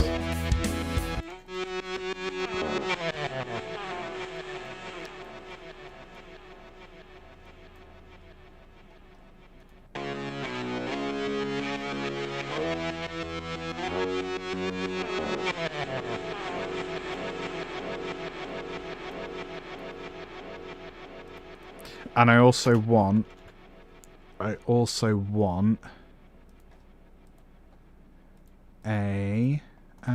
do I want that before? I think afterwards I want a mod machine. Now one of these needs to be up 100%, otherwise the effect doesn't work.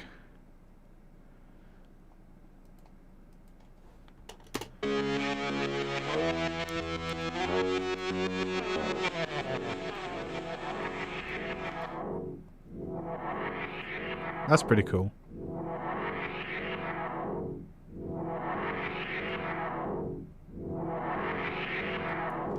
What about that instead?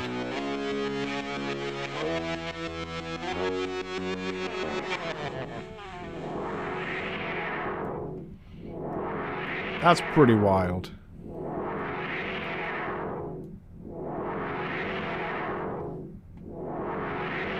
What if the ping pong and the mod machine are the other way around? Let's try that. It's also quite loud. Big man Tuscan, how's it going? Big man Tuscan, I swear to God, that's the perfect name for an account on Twitch. Because of all the raiding you can do. And the fact that it's not only going to be nerds that know what that means at the moment. I love The Mandalorian and I love Boba Fett. Both great shows. Thanks for reminding me how much I love Star Wars. How's it going? Oh, that effect just keeps going forever, doesn't it? I suppose that's what I wanted it for. Maybe if I put that to like 80% and maybe like only 90 mix. Let's try that. Good stuff.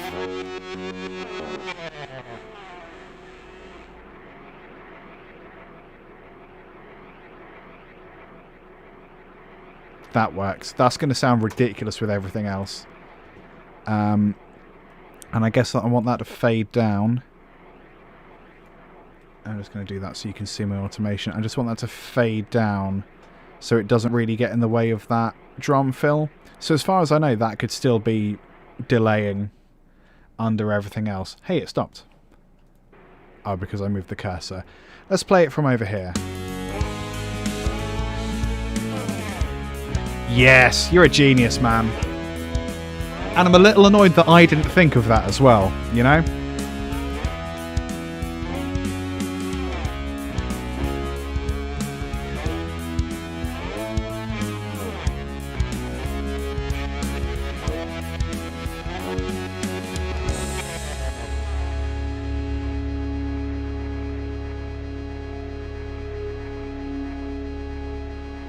That works.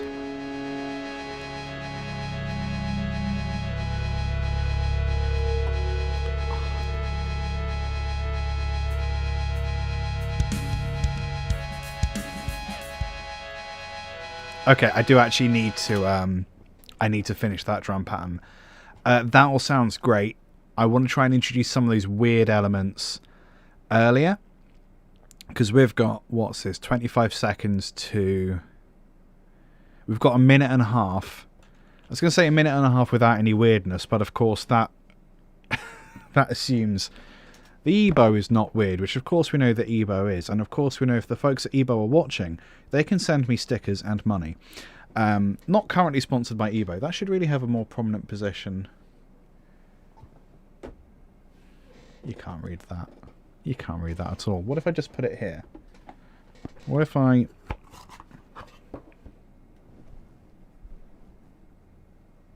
This is a bad idea. It's falling. I'm going to stop that. I'm going to stop that. Oh, I also left it on inside the box. Maybe that's why the last battery died. I don't know. I'm not a scientician. Right. What was I doing? Drum beat. I'm so easily distracted, man. It's not good. It's not good at all. Big Man Tuscan. Oh, GarageBand. Yeah, I got friends that use GarageBand. They think it's the best, and I'm happy for them. I just don't use GarageBand. I'm a PC boy.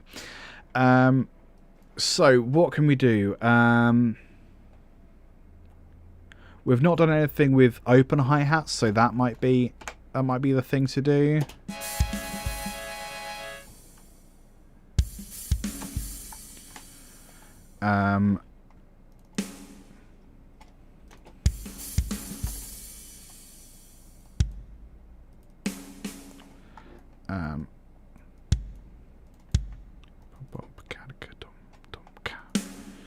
Yeah, maybe that.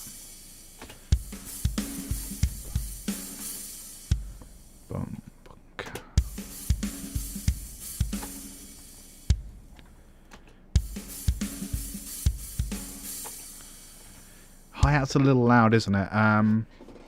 It's alright, man. You're allowed to be clueless. I'm going to change that to pink.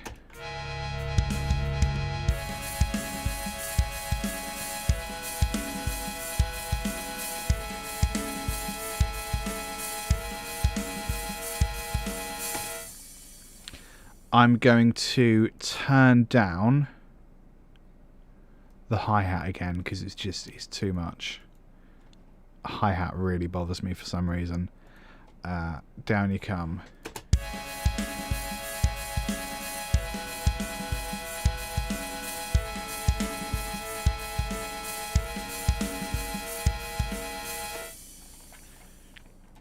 Yeah, that works. We're going to repeat that 4 times. God, this is going to be a long ass song.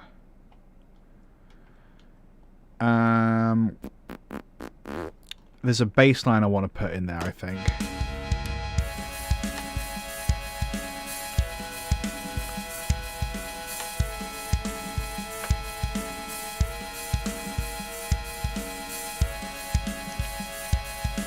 I want to do like a dun dun dun dun dun dun dun dun dun dun dun dun dun dun. I want to do that a couple times, and then I feel like we've got to get back into one of these.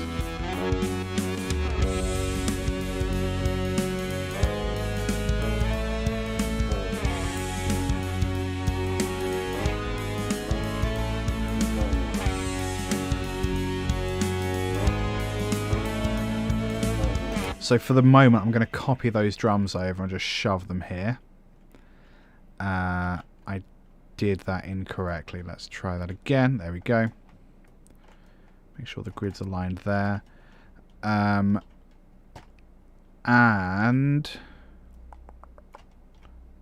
you know, that'll have to do, otherwise we're over 4 minutes and that's just going to be silly. Right, bass time. Where's my bass gone? I've lost track of all my instruments. Here we go.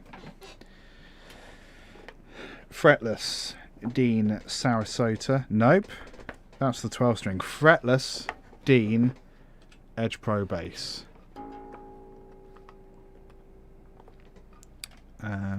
In here. Let me just rearrange myself. I've also misplaced my guitar pick, which is great. That's a great help. Oh, I'm so organised. I'm so organised.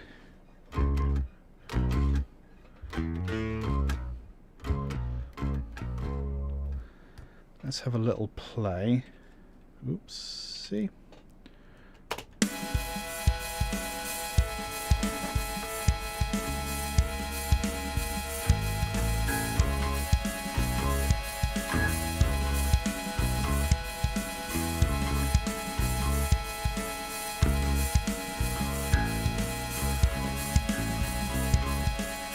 Yeah, so I think that's the pattern I want.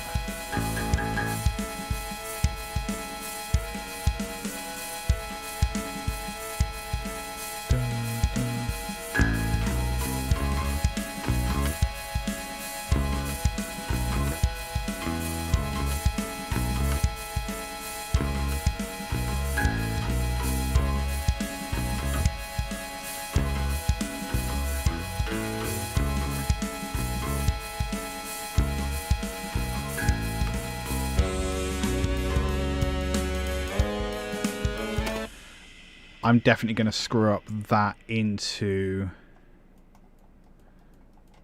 that section.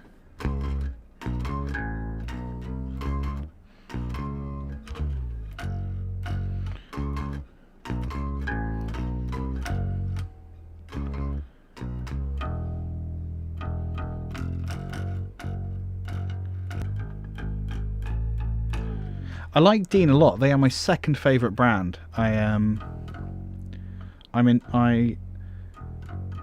have an endorsement thing with Cort. So Corts are my favourite. Cort make the Les Paul shape I was playing earlier and the 8-string. And another guitar that I use quite a lot. I'm a big fan of Cort. Dean are like my second favourite.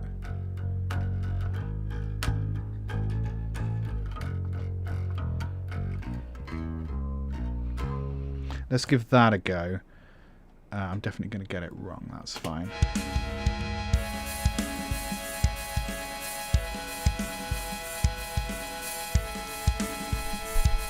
And 1, 2, 3.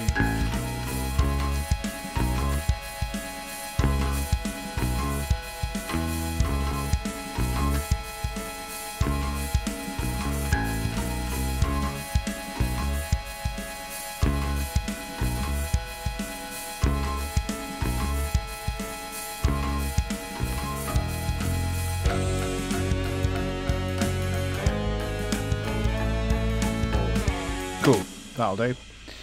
Let's move that over.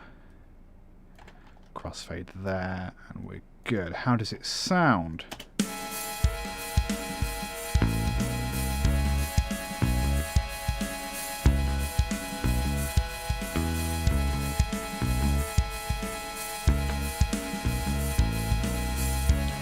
Oh, cool, an 80s Telecaster. Cort make great guitars, man, because they the same dudes built like I turned off the wrong camera because I'm an idiot. The same dudes that work at Cort made like the Epiphones before Gibson acquired Epiphones, so they know what they're doing. Before Gibson acquired Epiphone and made them into budget Gibsons, like, yeah, Cort know exactly what they're doing, man.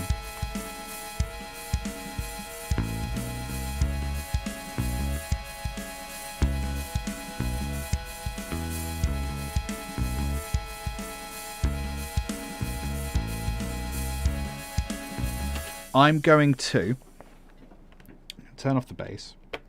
The bass isn't especially bassy at the moment, which isn't the end of the world. Bass is overrated. That's not true. The bass isn't especially bassy. I'm going to add a effects send. I'm going to make it mono. And this effects send is going to be the bass amp, which might sound mad, but there it is, bass amp. So the bass is going to go to the bass amp, so the bass amp is then going to be controllable. Actually, we'll send it that much. Pre-fader, which means that all of these effects and inserts and everything don't apply to the effects send, right? So then this we are going to use as our bass amp, so we can put all of our native instruments plugins on that to make it sound like it's coming through an amp. So then this track basically becomes our DI, and this becomes our amp. But we only need one audio source to achieve that, right? So we're going to just look for amplifier, bass pro. Let's have a little look.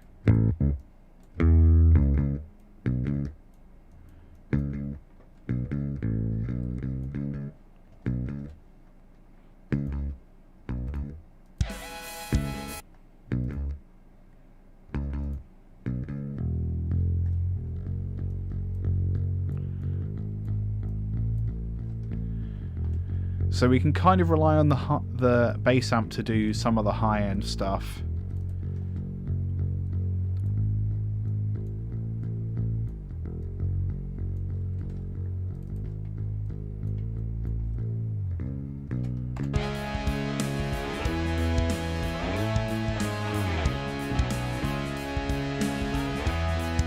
That works.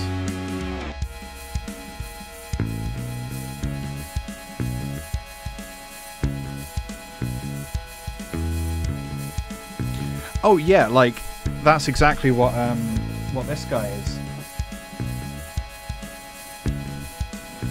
Like the CR-Custom by Cort is crazy. For this was a student's guitar, and I think it cost like, oh, I've lost track of how much it cost. Hang on, let's do some Googling. Cort CR-Custom. Maybe I should know that as an endorsee.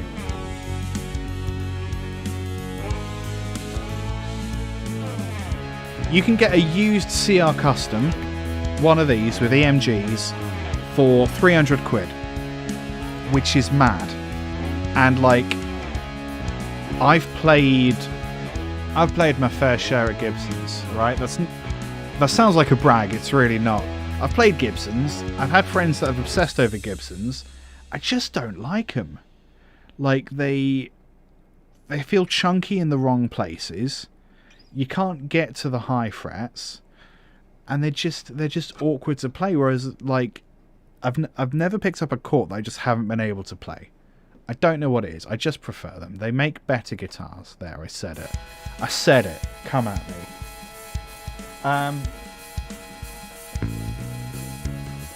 So what are we going to do in this section? What are we going to do here?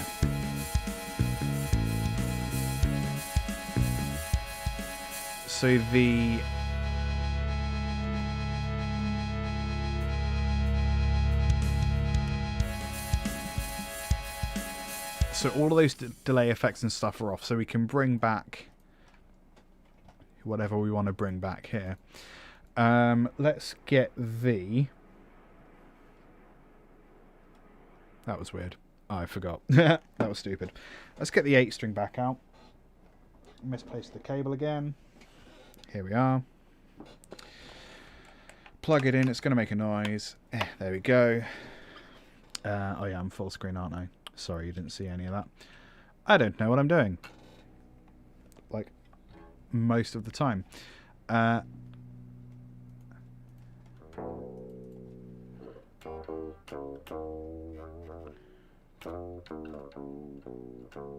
So that's the main pattern on the 8-string. My voice went quiet. There we are.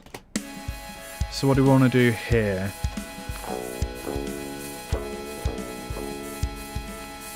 Carry on using the EBow probably.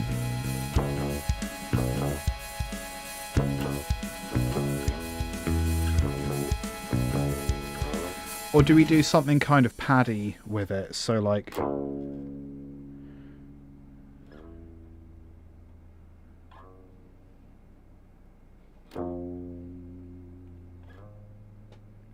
I'm gonna not think too much about it. I'm just gonna play.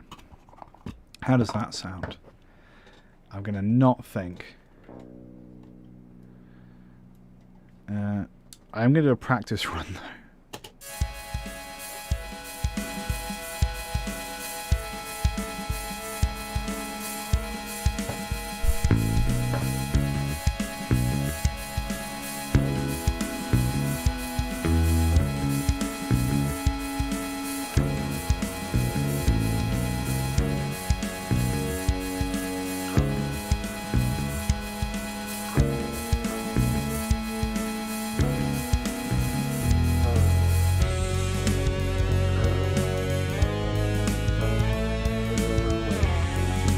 Okay, I'm going to give it a go.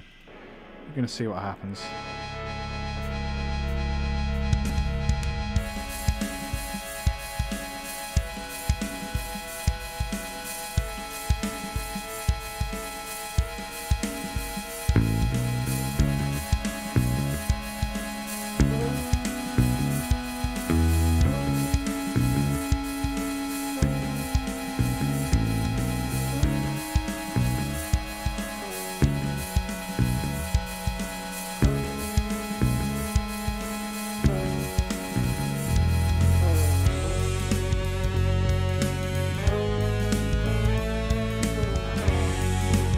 Okay. I mean, that was definitely something. And I got into the right note at the end there, so that's fine. I'm just going to crossfade that. Let's have a little listen.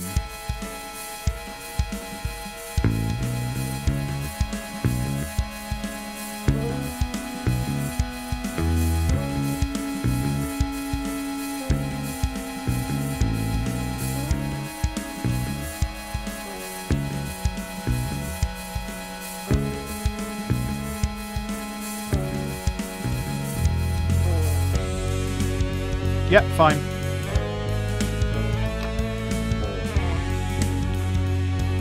So I'm going to use that as a guide. I'm going to do some mad drum fill here, just so I know that we're going into the next section. Ooh, why is that happening again? Sometimes it doesn't make sound unless I have the track selected. It's weird.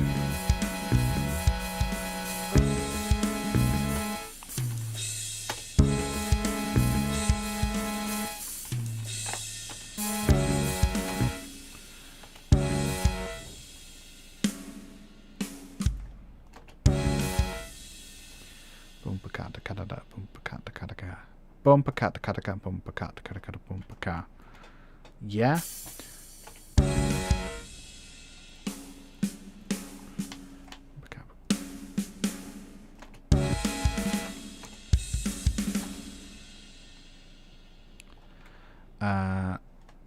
So how does that need to be? 74 swing, wasn't it? 74-ish. Does that need to be halfway? Yeah. Bum cat the cataga. Oops.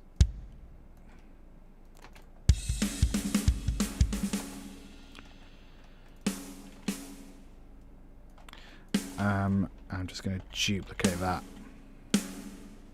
like so.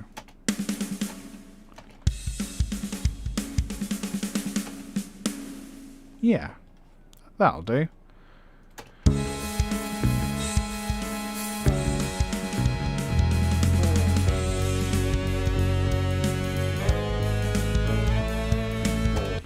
I also want to do something to this. I wonder if we can automate some of the filters or something inside of the sampler track.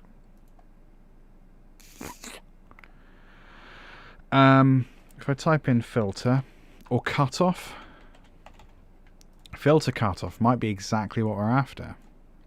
What happens then?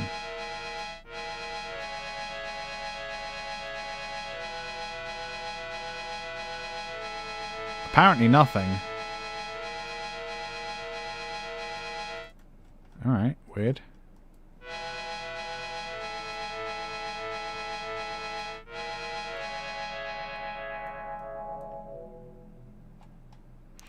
Yeah, so...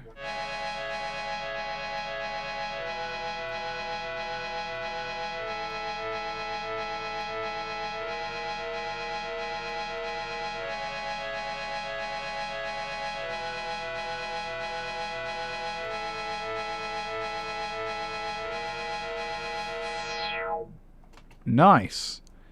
I think that's pretty much what we want, isn't it?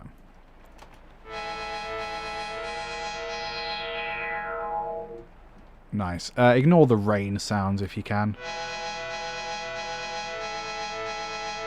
Cool. I'm also going to have it filter in this section, which might be a little more distracting, but we'll cope with it.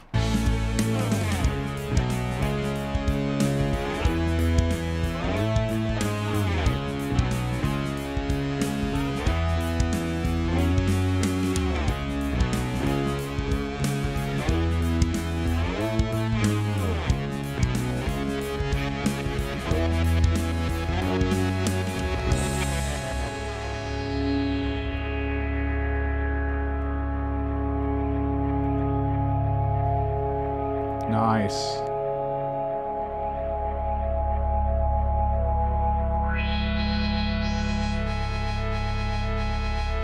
I think that's what I want.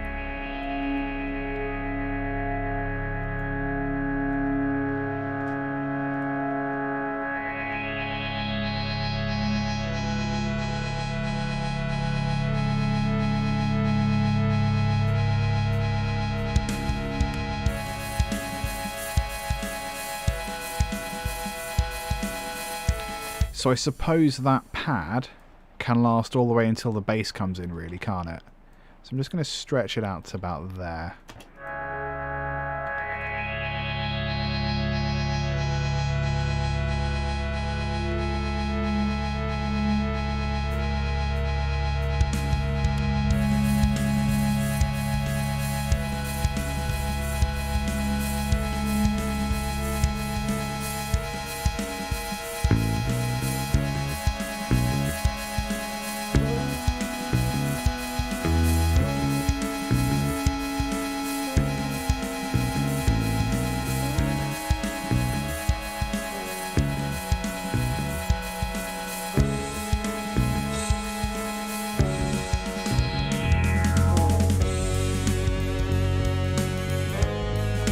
And of course we can bring back the pad, can't we?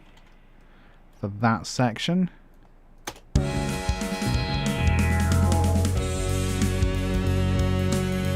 To get some of that sparkle in the top end.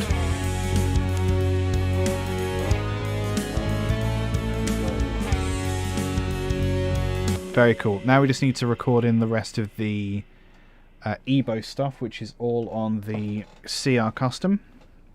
Our favourite brand of guitar, the Cort. Are we plugged in? No. I've lost the cable again. Oh, it was on my lap. Ah, classic. Classic me. Alrighty. So we'll do the normal channel to begin with, just because that's a little easier to keep track of. Keep track of. Oops. This is going to go wrong, like I absolutely guarantee it. I've already forgotten what key I'm in.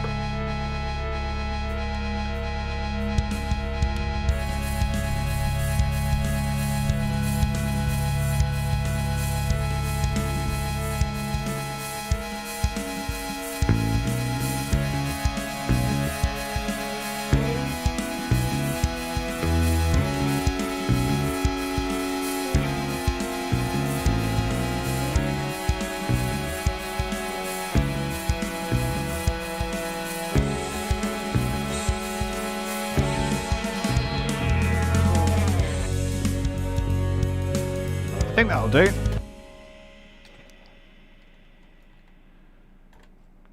Wasn't quite the same as the 8-string, but I don't think that's the end of the world.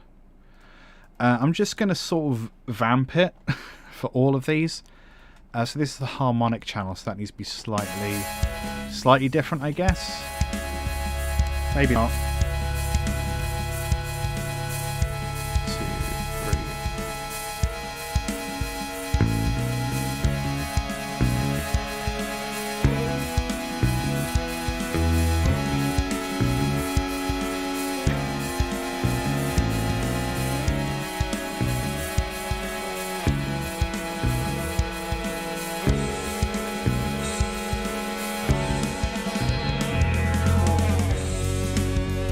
So what I did there, I sort of accidentally just went up chromatically, but it totally worked. Let's have a little listen. Increase the volume a bit.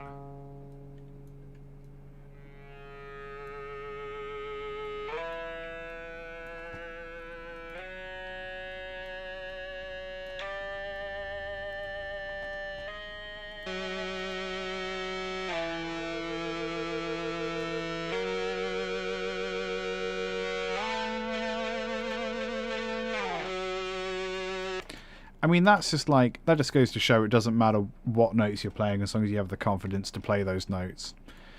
It's all good. So let's do finally the fifths now.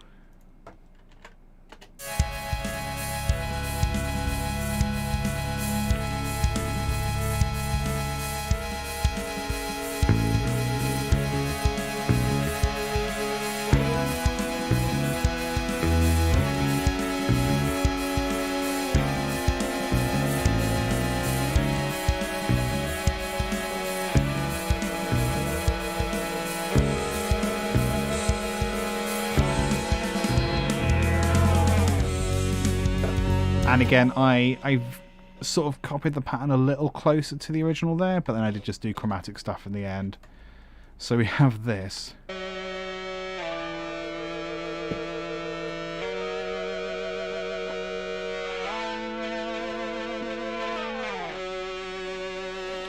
Which works. Let's have a little listen. Let's have a little listen from about here.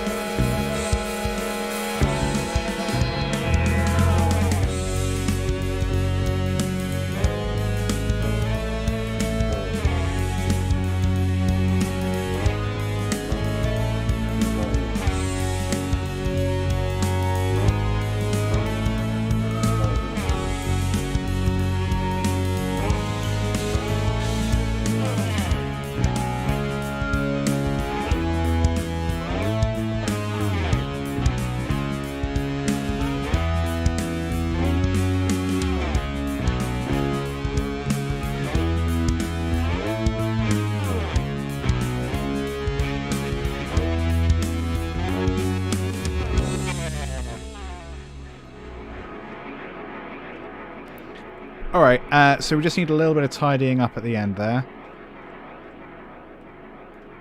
Not like a huge amount, to be honest, just a little bit.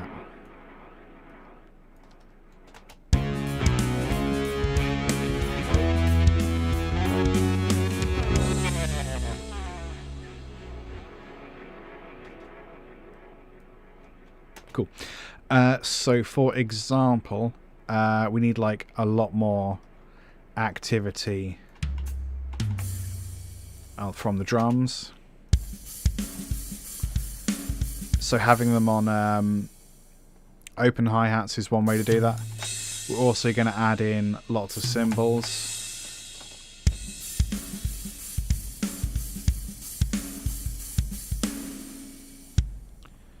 And we're going to add in, I'm going to swap to triplets for the moment. 16th triplets. It's a little easier to read.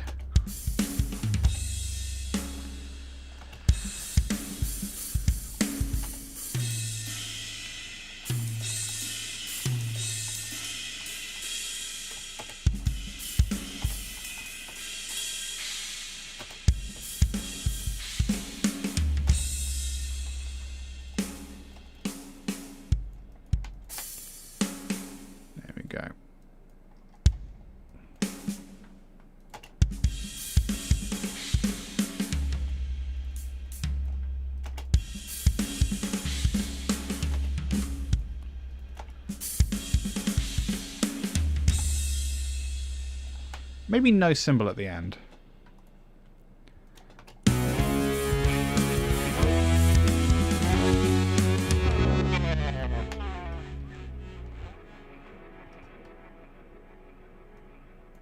Yeah, that works. I'm going to take a little bathroom break. It's not going to take me as long as this song is. I can almost guarantee that, because this is a long-ass song. So I'm going to hit play, I'm going to nip to the loo, and then I'll come back. I'm going to loop it there just in case. But we don't need to, it's fine. Right, I'm going to turn the camera off. Be right back. Forgotten how. It's this one. There we go. All right.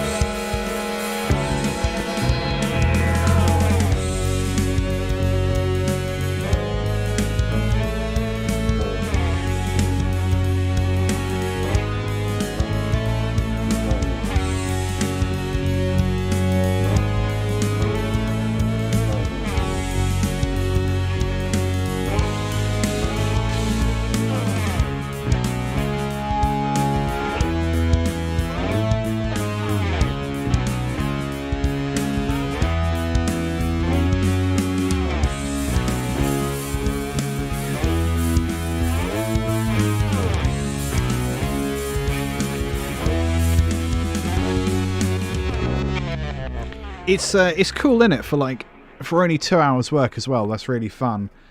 A couple little things struck me about that. This the Padshop sample, like that very last note, was so very intrusive. And I think that's because we've got that at a slightly higher volume than we might normally. I'm just going to reduce these things a little bit, just a touch, you know. And then also we've cut off this filter thing, haven't we? That was poorly phrased. We've accidentally cut off this thing with the filter.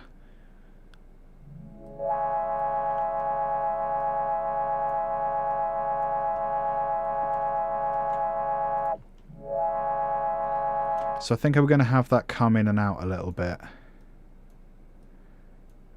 Like so. Or maybe kind of like this. Yeah, so if we take that and then copy paste, get rid of that bit. We're just going to have that kind of a little bit random here and there, getting a little bit higher there. And I'm going to grab this. I'm going to Control D, and again I'm just going to set it kind of randomly by getting a little bit more open every time, like so. Yeah.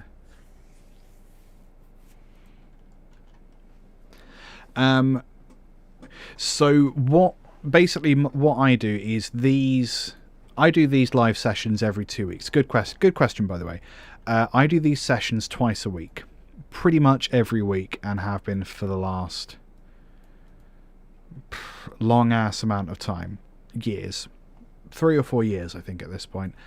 The reason I do these streams for me is that I don't have a lot of time to just make music for the sake of creating music. I've tried to like dedicate time every day or every week, and it just doesn't work. So that's why I go live, because there's a bit more accountability there.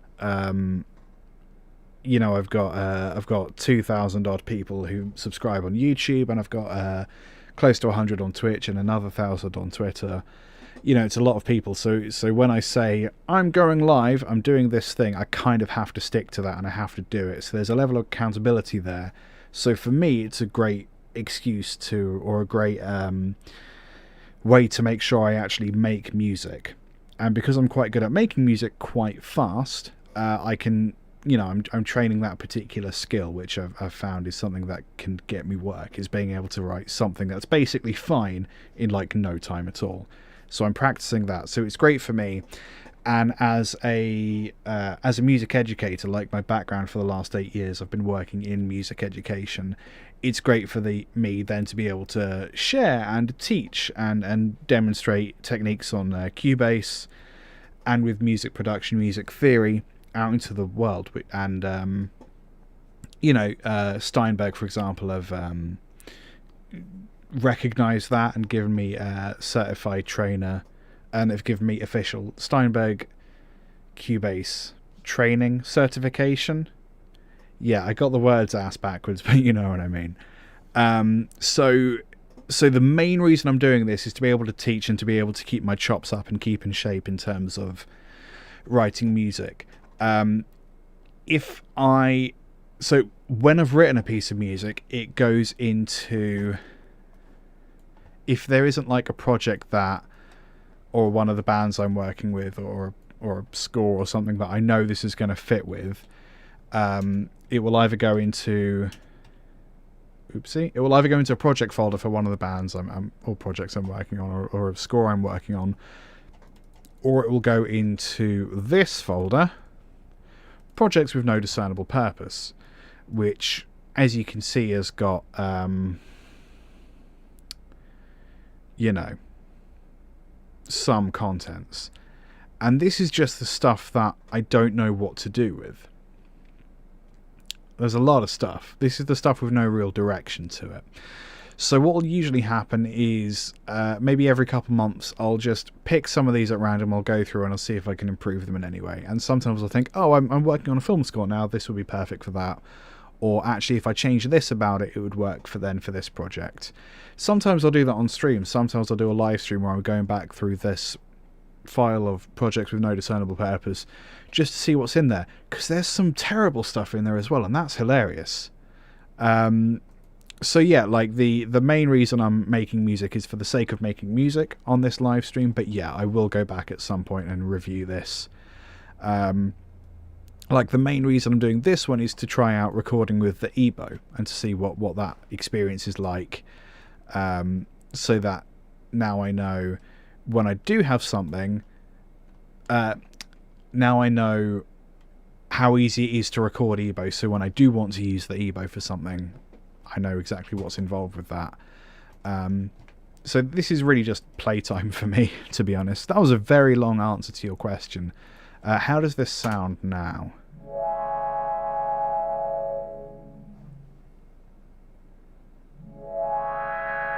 No worries, man. These streams happen twice a week, like I said. So Mondays, 8 PM UK time, Saturdays, 1 PM UK time. So feel free to jump in any time and I'll come check out your stuff as well. Take it easy, my dude. Nice chatting with you.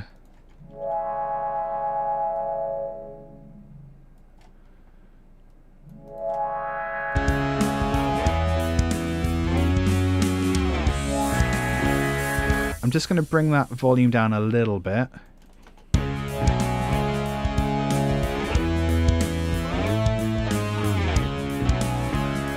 That's better, because I just want it to be in there and not distracting.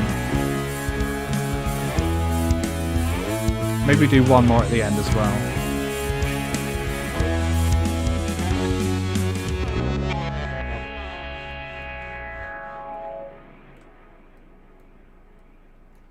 There we go.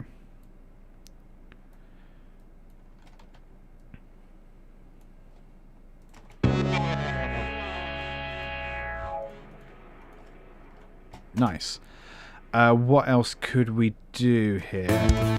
Oh yeah, one of the things I really like about this piece is kind of the looseness of it. The fact that there's stuff going on that I'm not worrying about whether or not it's in time the whole time. It's stuff's just kind of happening, and that's true in terms of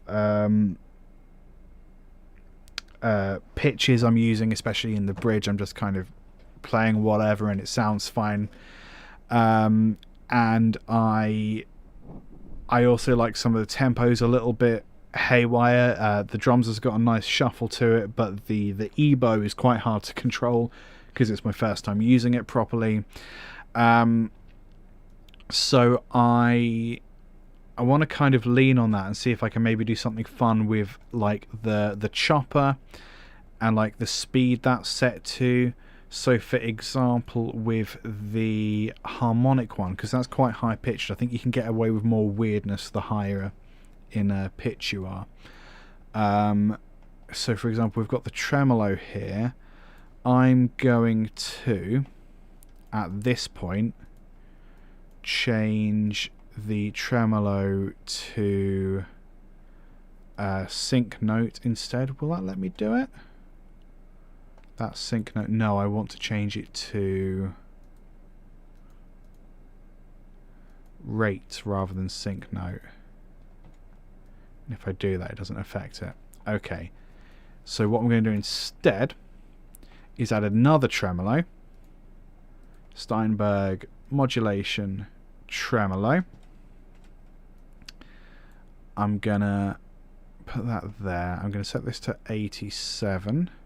Well, I suppose we're modulating that, aren't we? This is going to be 21. And this is going to be 0 decibels. So pretty much the same settings. Tremolo 2 is going to be the one that we use here instead. So tremolo depth, we're going to just nuke that. Actually, no, we're not. We're going to... Oh, no, we are. Ignore me. I'm going to control... X all of that, and we're going to go to tremolo 2 depth. I'm going to add that there.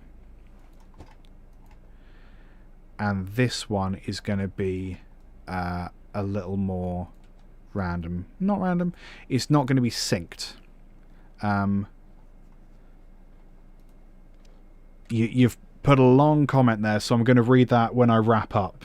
But it was really nice to meet you, buddy. Take care, and I will actually read that when I wrap up the stream. So that depth is going to be there. We're going to lock that in, and we're going to change tremolo rate. We're actually going to modulate the rate of the tremolo as well. We're going to start down here. How does that sound?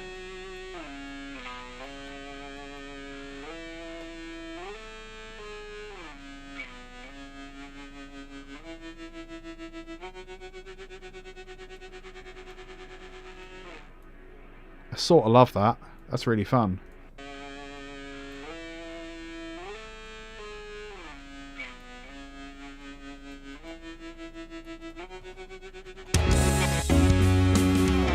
Do you even hear it in the mix?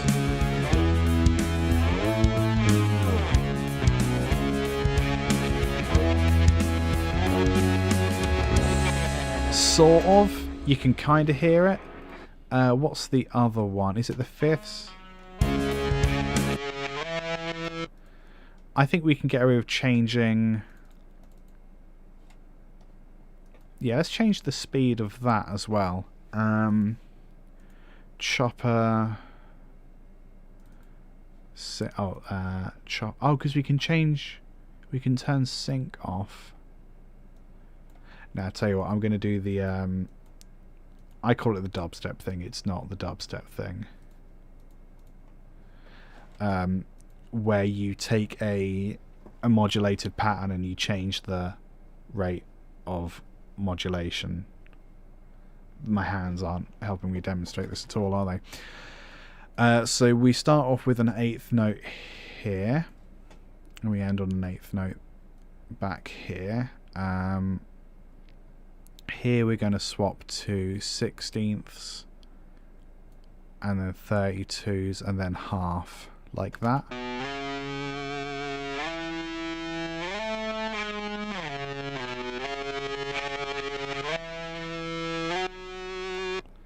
We will go back to 32s or 16ths there.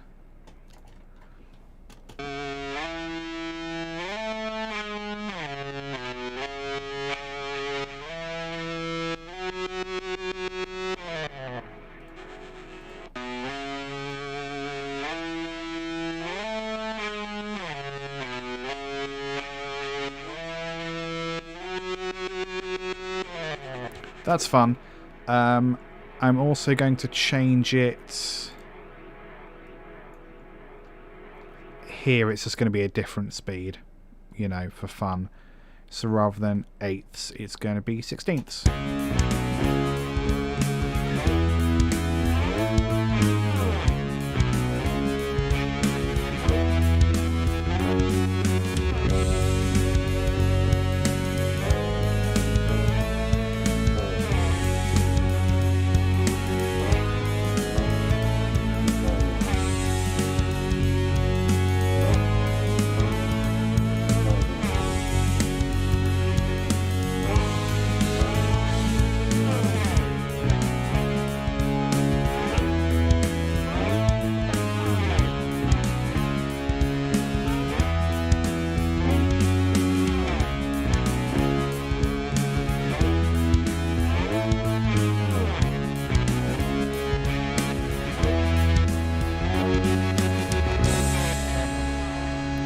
It's fun because it kind of has like a glitchy texture to it, doesn't it? I'm gonna listen from the start because you guys have heard it from the start. I haven't heard it from the start. Let's give it a go.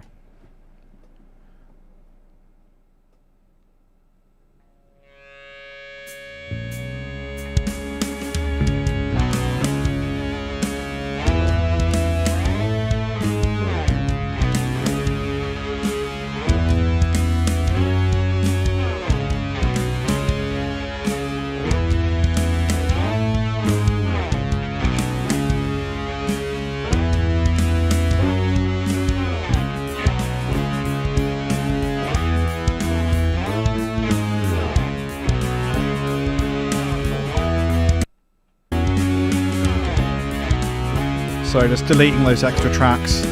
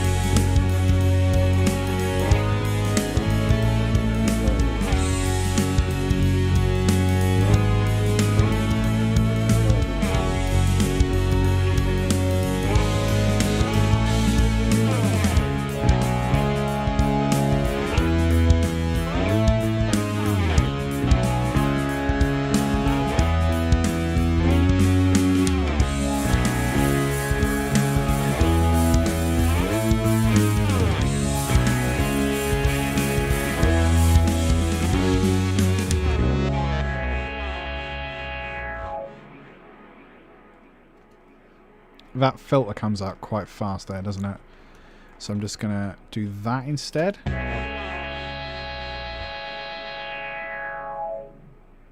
Yeah, like so. Maybe actually we'll do it for that length, because then I think that's how long the effects are going to last for.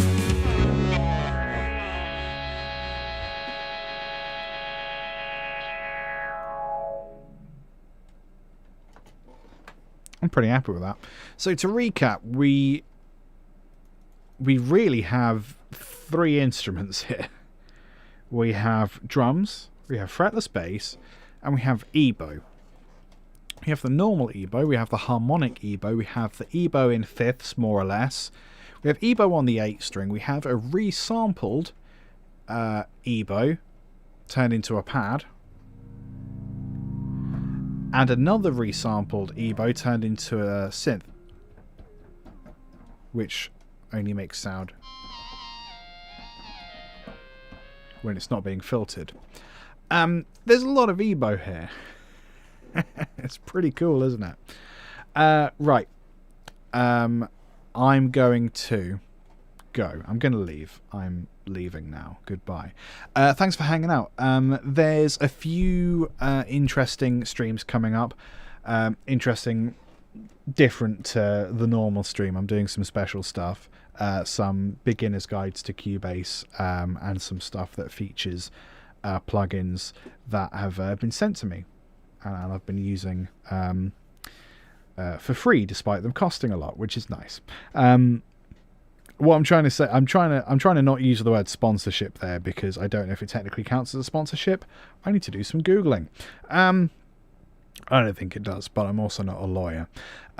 Those dates are around there in the start card of this stream, and so you might see them at the end here as well.